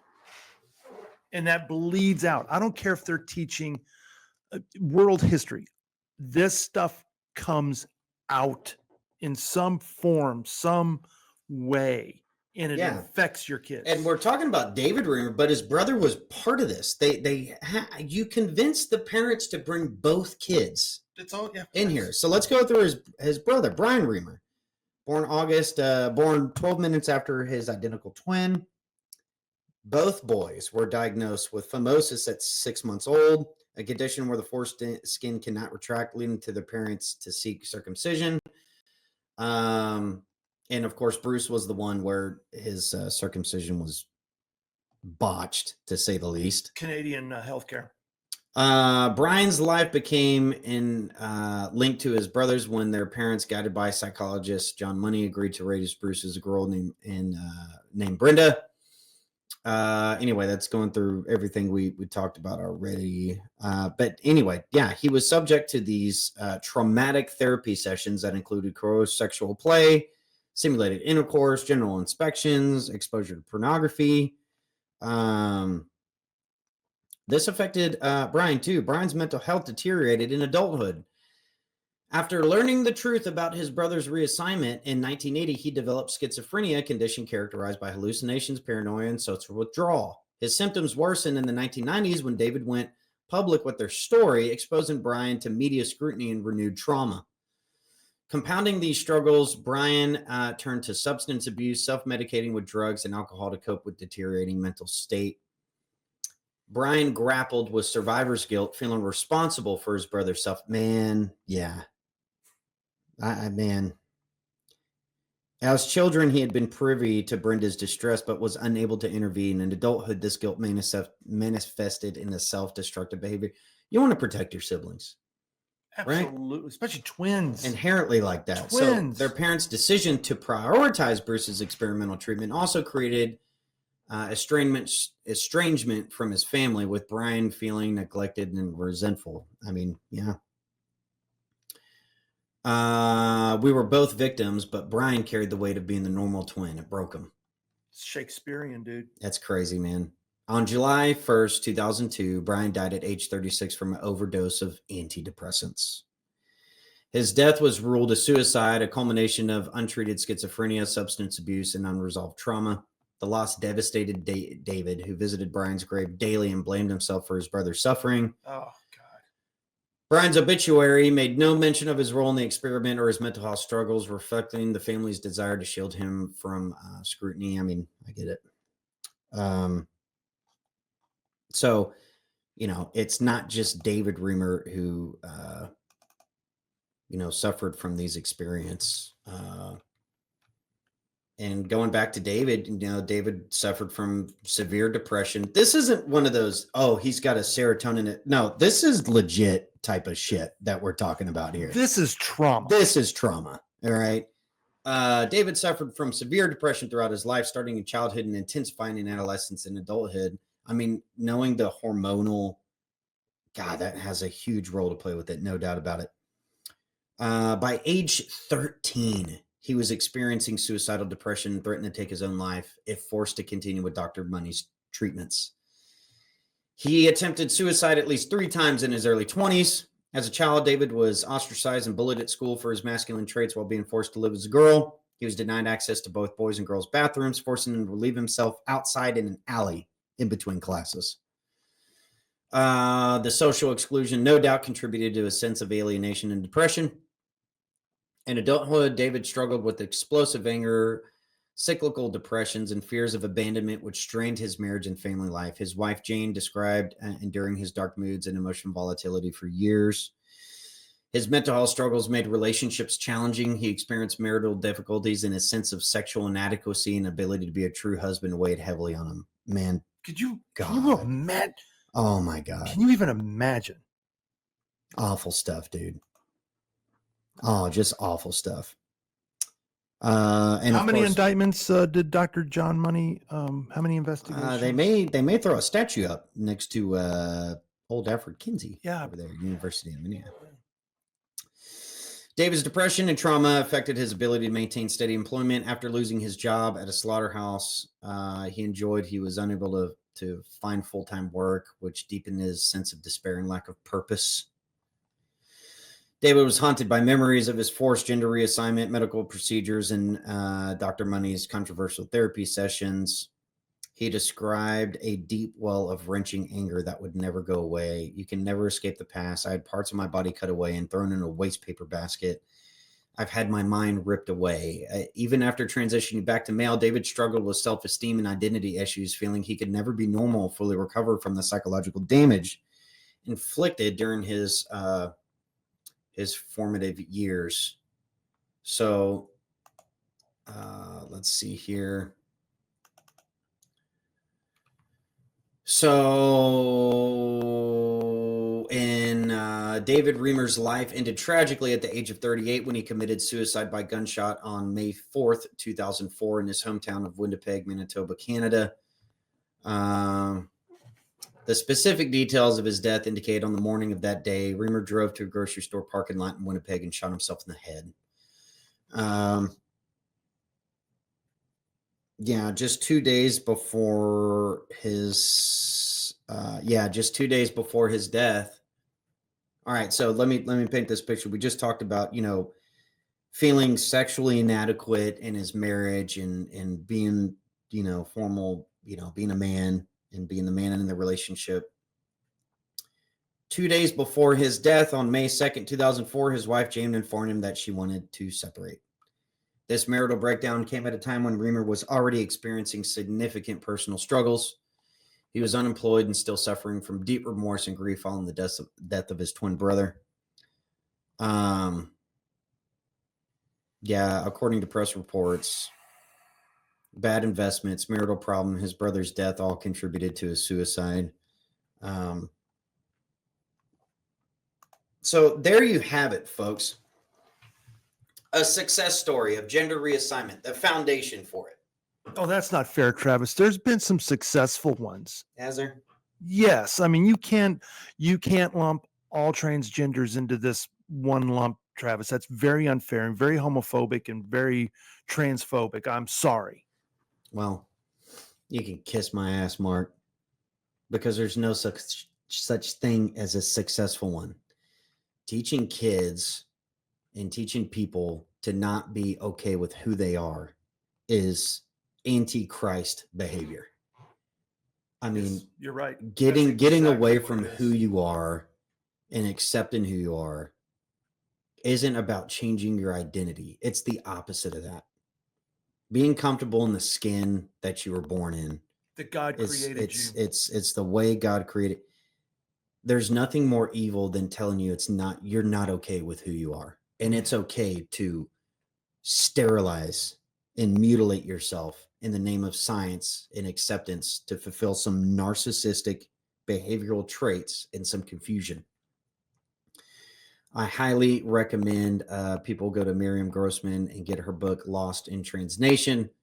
Apparently that book is a key publication as far as helping parents if your child does come to you. Now, Miriam Grossman is a practicing psychologist for children, and imagine she came out and started studying this when she started seeing an influx of kids coming into her office. Could you imagine seeing this? And she had stated that the parents bringing these children, it was such a traumatic experience for the parents, even more traumatic than some cases of surviving cancer and all these kinds of things, because parents don't know what to do, and everywhere they turn, the school system, the medical system, they're all telling them that they can do it and pushing the fact that they don't need their fucking parents' consent to do it. So we are getting now John Money is everywhere. Now he's in your school. Now he's in your counselor's office. Now he's in the doctor's office. Now he's at pediatric offices. Not my school. My kids are going to a private Right. school. Our schools are different. And my kid goes to a private school. Yeah, there's nothing wrong with that, but yeah, nothing at all. Not my school. Yeah, not my school. Not my It's school. it's all these schools around, but not my school. My school, because I know all my teachers and I'm informed and I'm an involved parent. Yeah, keep believing that. Yeah, and this is absolutely crazy because it's being pushed on children. Okay, here's some other here's some stories I just want to emphasize here, because we know the study is full of shit, obviously, but it's still being pushed as fact. And they kind of, you saw in that Oprah Winfrey, not one mention of John Money. It's important not to name drop these characters. It's part of why we're doing this on the show. That's right. Incriking, or how do you say it? Very interesting. Very interesting. So let's go through some nightmare cases of some co-parenting situations that have propped up over this stuff. Swiss case, parents forced to facilitate legal transition against their wishes. What? Switzerland, What? This is global, folks. This is not relegated to just when you see a obsessive push for something like this, and even if the science falls flat on its face, but it's still being pushed, it's a must-be agenda. It's a must-be. It has to happen.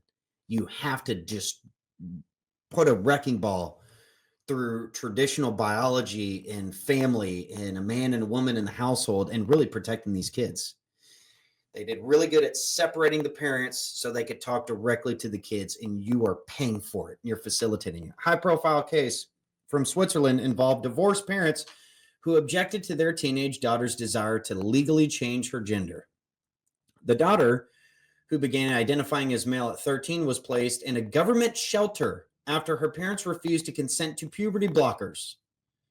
Puberty blockers. What are those really? They call them. You see, the vocabulary is very important. Words mean you can't call it the castrating medicine that John Money founded, right? For sex offenders. No, puberty blockers. Gentle. Safety, for the children's For the children. safety. Because we love the children. We love the children's. A Swiss court later ruled that since the child was over 16 and deemed capable of discernment, parental consent was not required for her legal sex change. The court ordered the parents to hand over documents necessary for the legal transition, threatening criminal charges for noncompliance. What? The parents argued that their daughter's mental health struggles impaired her decision-making capacity, but the court prioritized the child's right to self-identity. Here's another one. U.S. custody disputes. Joint legal custody and medical decisions. In the United States, when parents share joint legal custody, both must typically agree to major medical decisions, including those related to gender transition. If one parent objects, medical transition, such as puberty blockers or hormone therapies, they cannot proceed without mutual consent. This means that a non-primary parent can effectively block medical transition by withholding approval. However, once the child turns 18, they can make such decisions independently. During the period of disagreement, courts may become involved, and outcomes can vary widely depending on the jurisdiction and specific circumstances of the case. We'll go into some of those varying circumstances and the jurisdiction. What do y'all think of U.S. judges these days? How do you think they're doing? How do you think they're doing with this kind of stuff, folks? Do you trust them? How about family courts? You think family court? You think it's a good idea? Did you hear that Jeff Younger case here in Texas? And his wife divorced him, and yeah, let's go through it. A story reported in the City Journal details the experience of Ted, a divorced father who disagreed with his ex-wife about their child Drew's gender transition. Ted objected to medical interventions, citing concerns about the long-term effects and that he had gender dysphoria. Despite his objections and efforts to slow this process, the court's decisions and the action of the primary parent left him feeling powerless to influence the outcome. Ted's story exemplifies the emotional and legal challenges faced by non-primary parents in such dispute when the court's perceived as favoring the affirming parent, usually the women. What? Why did you say that? Why? I did. What? It's true. Let's see. It's very toxic masculinity of you, Travis. That's very ugly. Yeah, John Money didn't like masculinity either. I don't think he had a bias or anything, given his whacked up childhood. But let's cite his study. Let me see here. Where is the damn Roger? Dude, I told him to print me the very specific story we had. No, you can't count on him, dude. Can't. You just can't. Did you find it? Did you hear? Did I tell you that he's been replacing the regular coffee with decaf this whole time? Are you serious? Yeah, he's been giving you decaf coffee instead of because you said something like, man, I'm just dude. What an asshole. You believe that? God, this is absolutely, man. And there is a whole article on how exactly these surgeries work. I don't know if I want to torture everybody today. I think hearing about John Money's. I'm very concerned with what's going on in the courts today with all this about. Where's the damn story? Dude, Roger? Dude, he's back there with the coffee maker. He's out there. He's probably grinding decaf beans He's right now. grinding, which I don't know what the hell. What's a decaf bean even look like, man? No tango se pluma, man. Man, this is absolutely insane. That's what I'm talking about. But you saw in the intro clip, we're talking about, the obsession with having this available for children. You saw the case that John Money used to supposedly tout this as a success. They both killed themselves, folks. So, again, I highly recommend going to Miriam Grossman. If you happen to be listening to this show and your child's in public school and you're hearing this kind of talk out of your child, go get her book. And she has a current practice going on. She has stated she is dedicating her life and her remaining years to helping with this issue, because over the past 10 years, the numbers have spiked in kids identifying to their opposite gender. Now, why? That's not some natural thing that just came out. Now, it used to be boys that were the primarily drivers of that data and a lot of times, according to the studies, it was mostly men who were almost middle-aged, wanting to do the cross-dressing thing, and they did that a little bit later in life. Now, it's girls. It's girls. It's young girls. It is girls, man. That are wanting to transition. Driven by their mothers. And it just happens to be that every, the parents that identify this way, they are no doubt pushing their kids to do that. You ever think of how weird it is that why does every Hollywood actor, why are their kids all transsexual? Yeah. You think that's a coincidence? You know why they call them movie stars? What does the astronomer say? Follow the stars. So it's being cultured into the youth through varying mechanisms, everything from the school to your entertainment. It's very chic. To look at this is like, oh, this is a rebellious. Very sophisticated. It's not rebellious as everybody's doing it, by the way. But when you tell kids, not to do something, what do they typically do? They go and do it. So this is a rebellious act.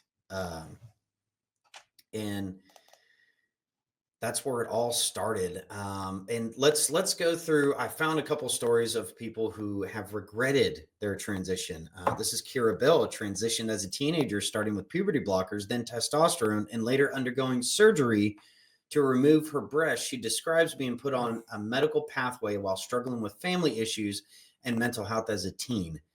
After surgery, Kira experienced permanent nerve damage and loss of sensation in her chest, as well as vaginal atrophy, a condition usually seen in postmenopausal women. God almighty. She later realized that her transition was based on stereotypes and did not resolve her underlying issues. Kira ultimately decided to stop all treatments, feeling regret over irreversible changes to her body and uncertainty about her future relationships and ability to breastfeed if she had children. Daisy Strongen began her transition at 18, driven by depression, confusion about her gender, and heavy internet influence. Oh. Heavy internet influence. Hello, TikTok. The introduction video, all those videos that I showed you where teachers or even the medical practices in the surgeon hospitals, they're advertising on TikTok. Guys, get your kids off of TikTok. What the hell, dude? Yeah, I'm getting warnings on our TikTok channel. Oh yeah, we're getting flagged already. From this information. Just from covering this, we're getting flagged. Just from covering Alfred Kinsey and just from covering this stuff, we're getting flagged. Have we been threatened to be?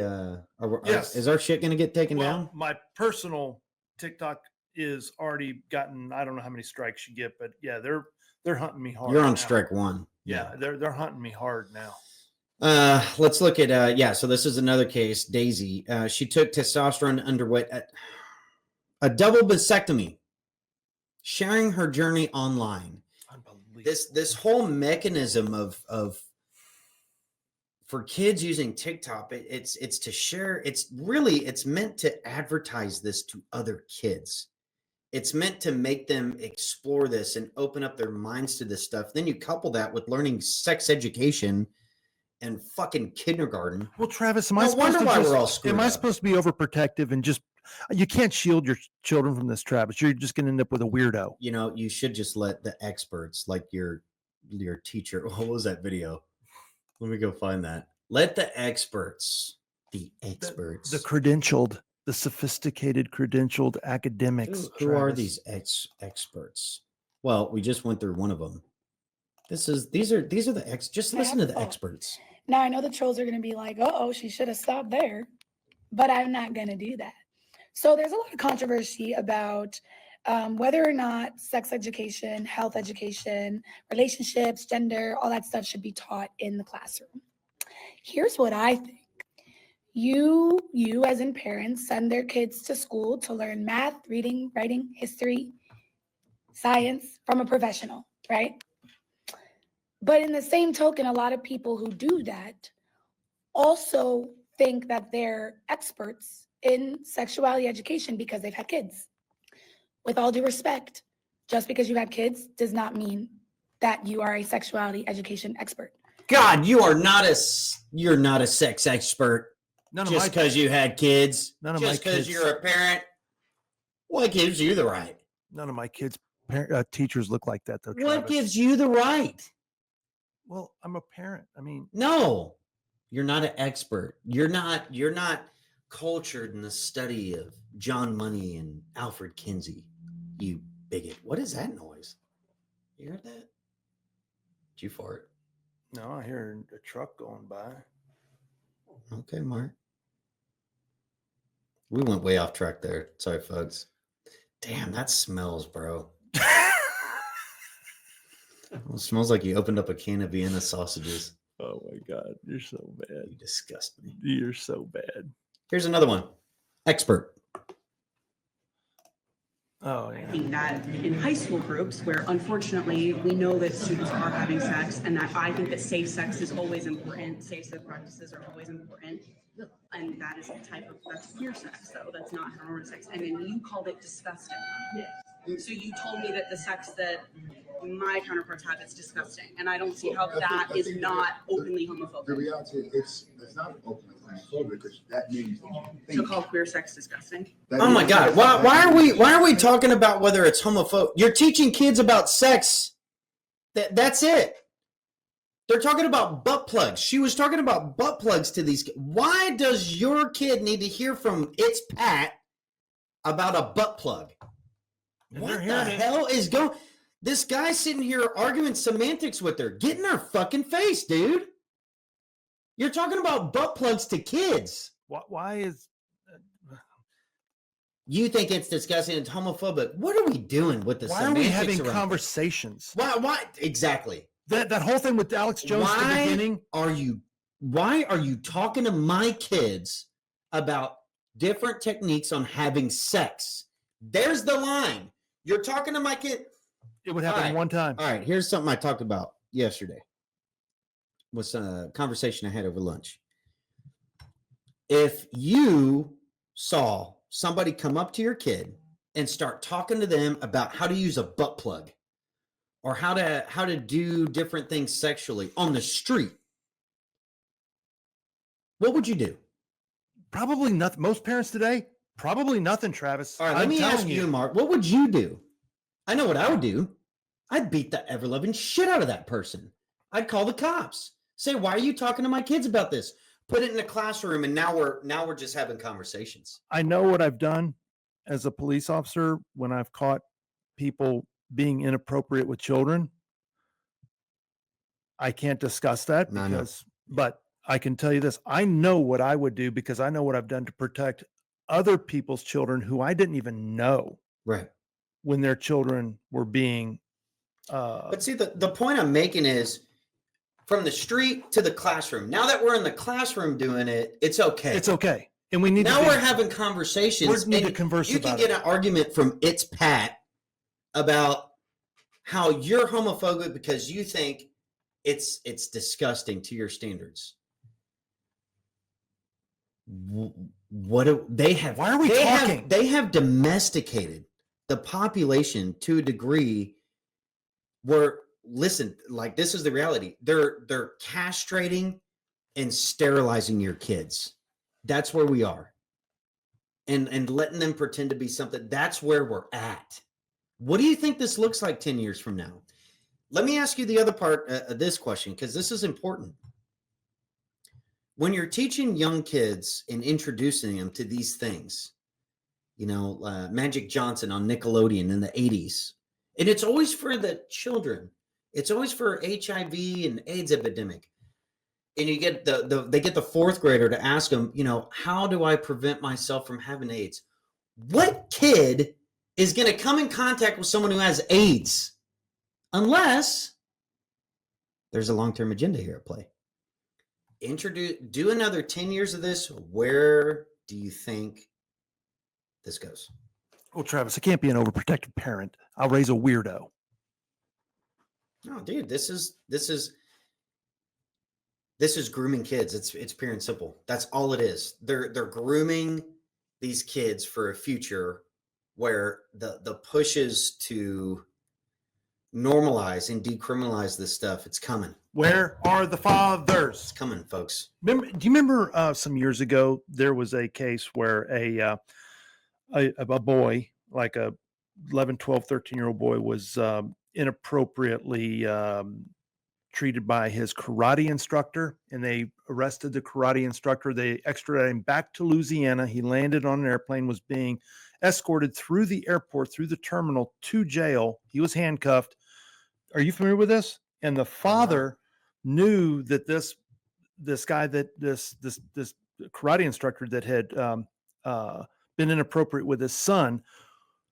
You can pull up the video. It's on YouTube. Anyway, he was standing at a phone bank, payphones, and waiting for this perp, this man that abused his son, being escorted, being held by two law enforcement, turned around with a pistol and shot the guy in the back of the head before the. Now, I am sorry, folks, and I'm not. All I'm saying is, that's how a man deals with. I mean, it's not even, to me, that's a normal reaction. Exactly. That's just a normal reaction. There was the case here in Texas of the fellow that was, I don't think he was charged from a grand jury here in Tejas. Found a man raping his young daughter in a barn, and he beat the man to death with his bare hands. And that's the father. I'm pretty sure he was acquitted on this. He was. No, Again, normal reactions, but when you're just passing your kid, and I got two little ones, and I know I'll have more down the road. This terrifies the shit out of me. This concerns me to no end. I can't stop thinking about this stuff, because is private school enough? How do what school? Now I get a whole roadmap to how I have to approach my kid's education. Is that even enough? They ain't gonna be on TikTok, tell you that, folks. Oh man, giving kids the tablets, dude. Nope, screens. Are you kidding? Nope. Because it was for kids. Judith Reisner. I mean, she talked about just subtle imagery over time. I mean, it's going to expose you and open you up to this kind of stuff. And look, that's John Money. All right, there's your father of gender reassignment surgery right there. You saw what he did to these twin boys. Absolutely satanic behavior. Pure and simple. It's evil. It's evil. And I do think down the road we will look back at this. Well, hopefully, I don't know. Down the road we might. I just see another 10 years of this. If it's being normalized and pushed the way it is, there's no hope. Well, my perspective on some of this is, with Money and Kinsey both, these are the cases that we know about. Oh my God. What else is at that Kinsey Institute? You can't tell me that John Money only did this. And it's only John Money. Oh, yeah. Oh, there's whole academic professions around these studies now. It is permeated academia and all these colleges where you're sending your kids and money. It is permeated through it. It's part of the agenda, folks. It's It's part People of it. better wake up. People better. And this whole thing about confront, that's the other thing, is seeing these videos and say, here's a brave dad went in and confronted his school teacher, but that guy's the biggest pussy. Yes. I know, I'm being dead serious. Guy's the biggest pussy. That's like, dude, I can go off on this shit. That guy, and I'm sorry for my language. Hang on. I'm trying to not do that anymore, Travis. I apologize, but it doesn't help. I don't sound smarter when I cuss, but I get That's a normal reaction, dude. these guys who think they're men, and they're not men. These are males. I feel sorry for their wives and I feel sorry for their kids. And they go to these school things or whatever, and they confront these teachers or board members who are allowing this stuff, and they've knowingly done it to their kids, and they go in and talk to them. I'm telling, dude, yeah, man. I mean, there's promise you, because you're gonna have to wait. Look, the courts are favoring this stuff, so the cards are stacked against you as far as confronting this the way you should. If you catch my drift. Well, there's ways to learn how to do it. Correct. We're not gonna. That's not an education today, man. There's ways to do it. I'm just telling you, it's just great. Just the simple thought process of, if someone on the street did this to your kid and talked about anything related to, they wouldn't handle it any different, Travis. Sexually, they wouldn't handle it any different, Travis. Put it in the classroom. Now it's okay because it's education. Because we love the children, Margas. Chop off little Johnny's genitalia. Yes, it's sophistication. Sterilize Johnny. It's sophistication. Turn him into John, and turn My John wife into Johnny. says it's okay. My wife says it's okay, Travis. Give your daughters double mastectomies. It will prevent cancer. After all, tear off the flesh from their inner thigh and make a penis. And we love the children. Did people? I don't know how, Travis. By the way, congratulations. That's the first time I saw a video. You didn't want me to see it. Travis likes to get my real time responses and reactions to this stuff. That's not made up, by the way. Seriously, I don't get to see any of this stuff. That is on purpose. But Travis, that video you put together, we're going to do some stuff to promote that in a way without getting banned everywhere. Let me find a way to get that to you. Because Travis, that video needs to be watched by every single parent or anyone that's wanting to be a parent, thinking about being. It needs to be watched by anybody who still has their kid in a government indoctrination center. Oh my God. At this point, I throw my hands up. What else do you have to see? Travis, that was an incredible video that you put together. Thank you, sir. You're very talented. Because first of all, it was hard for me to watch, but you did it in a way. Yes, there's going to be innate, shock value to that simply because of the topic. But you did it in a way that wasn't like, you didn't watch it live, gross, whatever, but you saw what was going. I'd never seen any of that before. I've heard how they've done it, but I've never seen it diagrammed out like that. And holy crap, dude. It's disturbing, but I will say too, because a long time ago when I was looking, man, it sucks looking at some of this stuff, because when you're seeing, especially young people, they're showing off their scars and they're just destroying themselves, and it's being encouraged. I mean, it's the same thing when I think about these body positivity movements. It's all about promoting being sick and being disgusted with yourself and not accepting you. It's all about promoting just ugliness and unhealthiness and making it fashionable and trendy. I mean, that is some of the most evil shit you can think of, man. It's absolutely insane. Did Facebook take down my little... Oh, there it is. This is it, man. No, it is. It's disgusting. It is disgusting. And, you do have to be able to have some kind of sense of humor about it. But I pulled this meme up, and I'm not even laughing because it's like, man, there's parents that are literally out there doing this to their kid. What's the matter, Johnny? Don't you want to be Jan today? They're coming in there and they're chopping. Oh, God. You get the picture. Well, and here's the other thing too, Travis. A lot of times we've been conditioned to believe that the only people that have any sort of way, the only way we can get this fixed is through the courts and through our government officials and through elections. And that is the biggest bunch of horse crap that's ever. Travis, this could end tonight.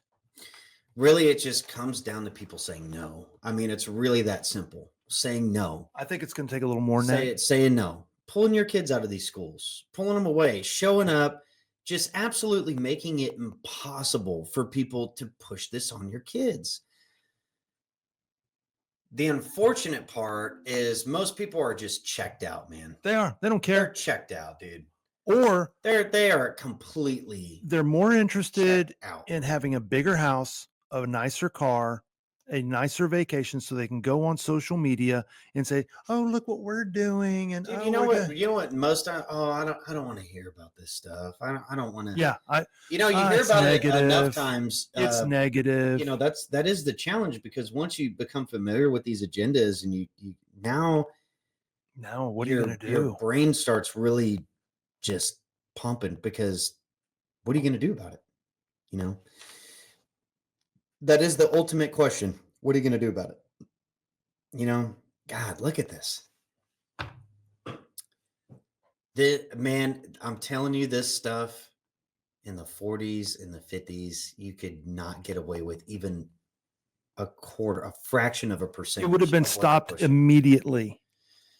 Immediately. It's insane. Now, all of this is all through, this is all tied into moral relativism and yes, just the anti-Christian view. And really, you can look, there's a deeper rabbit hole about, when civilizations are created, and, if you want the culture to be good, you can introduce things to make it so. I think that was a lot of the founding of the country, for example, being a Christian, moral type of nation. It wasn't perfect, but it was something you strived for. Well, and the second you can pull it away, though, at any time. Mm-hmm. And Alfred Kinsey, Dr. John Money, some of the other academics that are around that's part of it. So let's do a time check here. So we're at 1:03. Really appreciate everybody tuning in. Looks like we had quite a few listeners today. Tough stuff to talk about, but it needs to be done. And it's good to learn a historical concept to all of these creatures and how we even got to these bushes. Again, Miriam Grossman, I highly recommend checking her out. Also, let me make sure I'm getting this right. I think it was Judas Reisman. Let's see. Yeah, the Reisman Institute. Highly, highly, highly recommend going over here, checking out her work. This is a hero, folks. Can I to just me, say, this is an American hero here. This woman right here is an American. Well, she's passed away now. Bless her soul. That is a hero right there. And people can say, well, she just spoke out against it. I promise you, that woman was put through hell. Oh, she absolutely was. She lived a life that she was constantly under attack. Her life was turned upside down because of her stance. And she wasn't shy about this. And she knew she was the David against the Goliath. And she did it. And I am telling you, folks, and this is a woman, guys, women are not wired to fight these battles. Okay, natural and stuff. Now there's always, and let's not, we're getting into that. I'm just saying, where are the men? This woman here, a female, a lady, and she's a lady.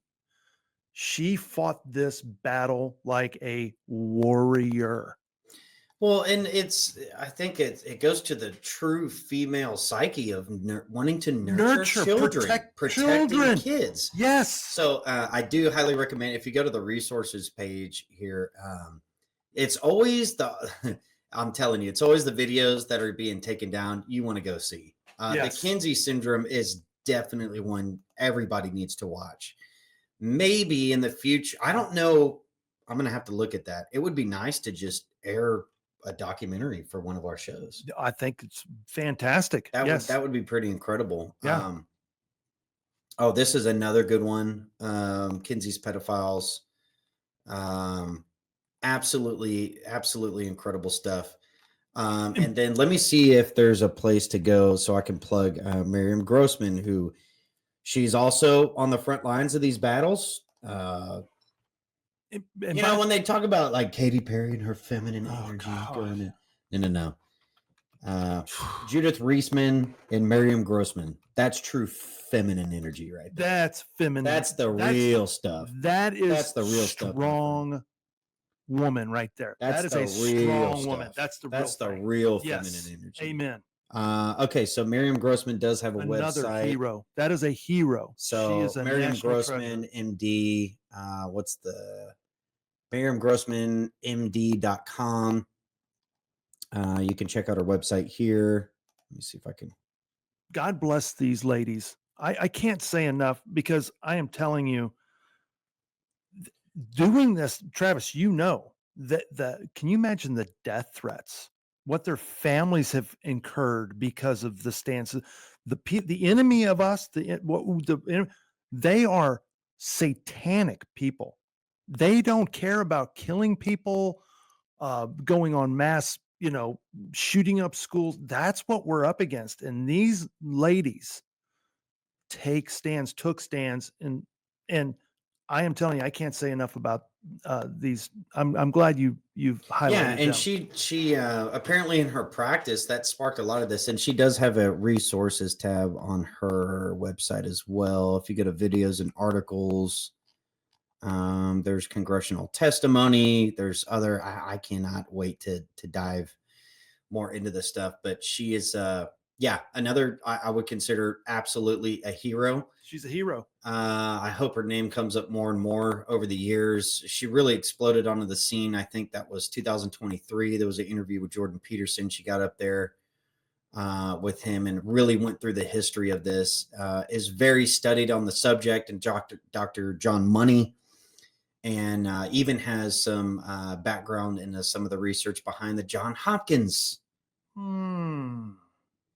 Yeah, man. John Hopkins is that just keeps coming up, Travis. That's an interesting one. Just keeps coming up. Yeah, it keeps coming up. But you are watching the Defiance Daily Show. Really appreciate everybody tuning in today. Can I say one thing real quick? Yeah. Okay, guys, please, if you haven't yet, and I know a lot of y'all have, maybe everybody that's listening already has, but if you're following us on social media, I hope you have, whether it's our YouTube or our Facebook, could please, if you can hit like, subscribe, share, guys, that really help. If you say, man, hey, what can we do for you? And tell them what platforms we're on. We're on YouTube, we're on Rumble, Facebook, Twitter or X, Instagram. Just look up Defiance Daily Show. You're going to find us, or Jethro Bodine or Travis Roberts. Travis, you're Trez 8898, but we do have a Defiance Daily Show X account. Go follow that. Probably the most important place to follow us, I would say, is Rumble. Yes. If you could go to Rumble and follow us on there, definitely subscribe to the channel on YouTube as well. YouTube, X, and Rumble. I think those are our dominant social media fields we want everybody to go to. Right. So I just wanted to say that, brother. Yeah, no, thanks for that. And definitely just make sure to go visit, just look up the Defiance Daily Show and Rumble. Look it up on YouTube. You can find our channel and follow us there. Man, the support has been awesome. Really appreciate all you guys. I know these last two episodes are pretty heavy.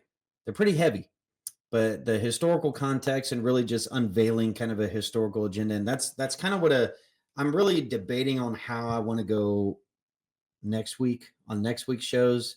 There's also a lot of news going on, man. Oh, there's so much going on. I'm having a particular interest in Bobby, man. That's getting interesting. I'm having a very fun time following that news. To me, that's up there with one of the most important parts of this Trump administration is RFK Jr. No doubt about it. Absolutely. A lot of other stuff going on. A lot of people with Robinhood accounts on the left that have $12 in there freaking out about the economy, like their portfolios is something to even sweat. But there's definitely some activity going on, to say the least. I'd like to be able to cover that, but honestly, man, I'm big into going a little bit deeper into this stuff. I don't want to be like everybody else, just covering the latest news and headlines. You want to be able to go into the research. And for those who just tuned in, looks like a few people popped on. Last week we talked about Alfred Kinsey and his research. Today we talked about Dr. John Money. Now there are a lot of Kinseyites, I call them, that are still out there and promoting this stuff. And don't forget, the Kinsey Institute is still alive and well. Oh yeah, holding archives. And no doubt, pictures and God knows whatever else of David Reamer and his brother, Brian, at that institute. So, in a fellowship program. It's a crime scene tied to the Kinsey Institute doing it. So there's still people that are studying this. There's lots of money just being pummeled into advancing this research in this field of academia and sexology. And it's all catered towards your kids and our kids. So stay vigilant. And I always want to cap off the show with, well, first, let me just, here's just a daily reminder to, just trust the experts, guys. Okay. Let me give a little daily reminder. Just trust the experts, okay? Kids. A life-saving device wins over-the-counter approval by the FDA. And sick of your glasses and contact lenses? A new corrective eye surgery is approved today. Here's tonight's medical headlines with Medical Watch reporter Seema Mather. Mercury-containing vaccines may help, not harm kids, according to 2 new studies in the journal Pediatrics. There have been widespread concerns that mercury-based preservatives in vaccines might impair the neurological development of children. These new studies suggest that the opposite, that the preservatives may actually be associated with improved behavior and mental performance. A recent move by Guys, come on. We got it. We went over 2 prominent and still celebrated. There's a statue, by the way. Should I show people the statue? A bronze statue of Dr. Kinsey right there, University of Indiana. Yeah, if you got kids going to university. Yeah, let's tear down George Washington, but Alfred Kinsey. Alfred Kinsey. Oh my God, let's bronze statue where you can sit there and get your picture taken with him. Some people actually thought I made that up, by the way. Did they really? Yep. People thought you made that up. Thought I made it up. No, it's all right there, man. People go and worship the Kinsey all the time. Look at this. Oh my God, it's so loving and liberal. Why is it always effeminate males and women? Look at this dude's face. Why is it always effeminate? Do you ever see a man coming and getting a picture of these people doing it? They have access to the, he does. Oh, you got to check that dude's heart. Look at that little smiling thing. Oh, dude, it's disgusting. Kinsey statue. I love his limp-wristed. Just I love his disgusting. I love his archives. It's a pretty sick world out there, folks. You're told who to freak out about and told who to worship. And people just look at the humanization of this fella. Oh. Just this very meek face. Just creating table 34. Think of the millions of lives destroyed by him and continue. And just, Travis. God help us. God help us. You are watching the Defiance Daily Show. Appreciate everybody tuning in. I can't go an episode without thinking, of course, you as our supporters have helped make this possible. None of it's possible without Pops. That's David Thomas Roberts. That is my mom and my dad, Dave and Rose Roberts.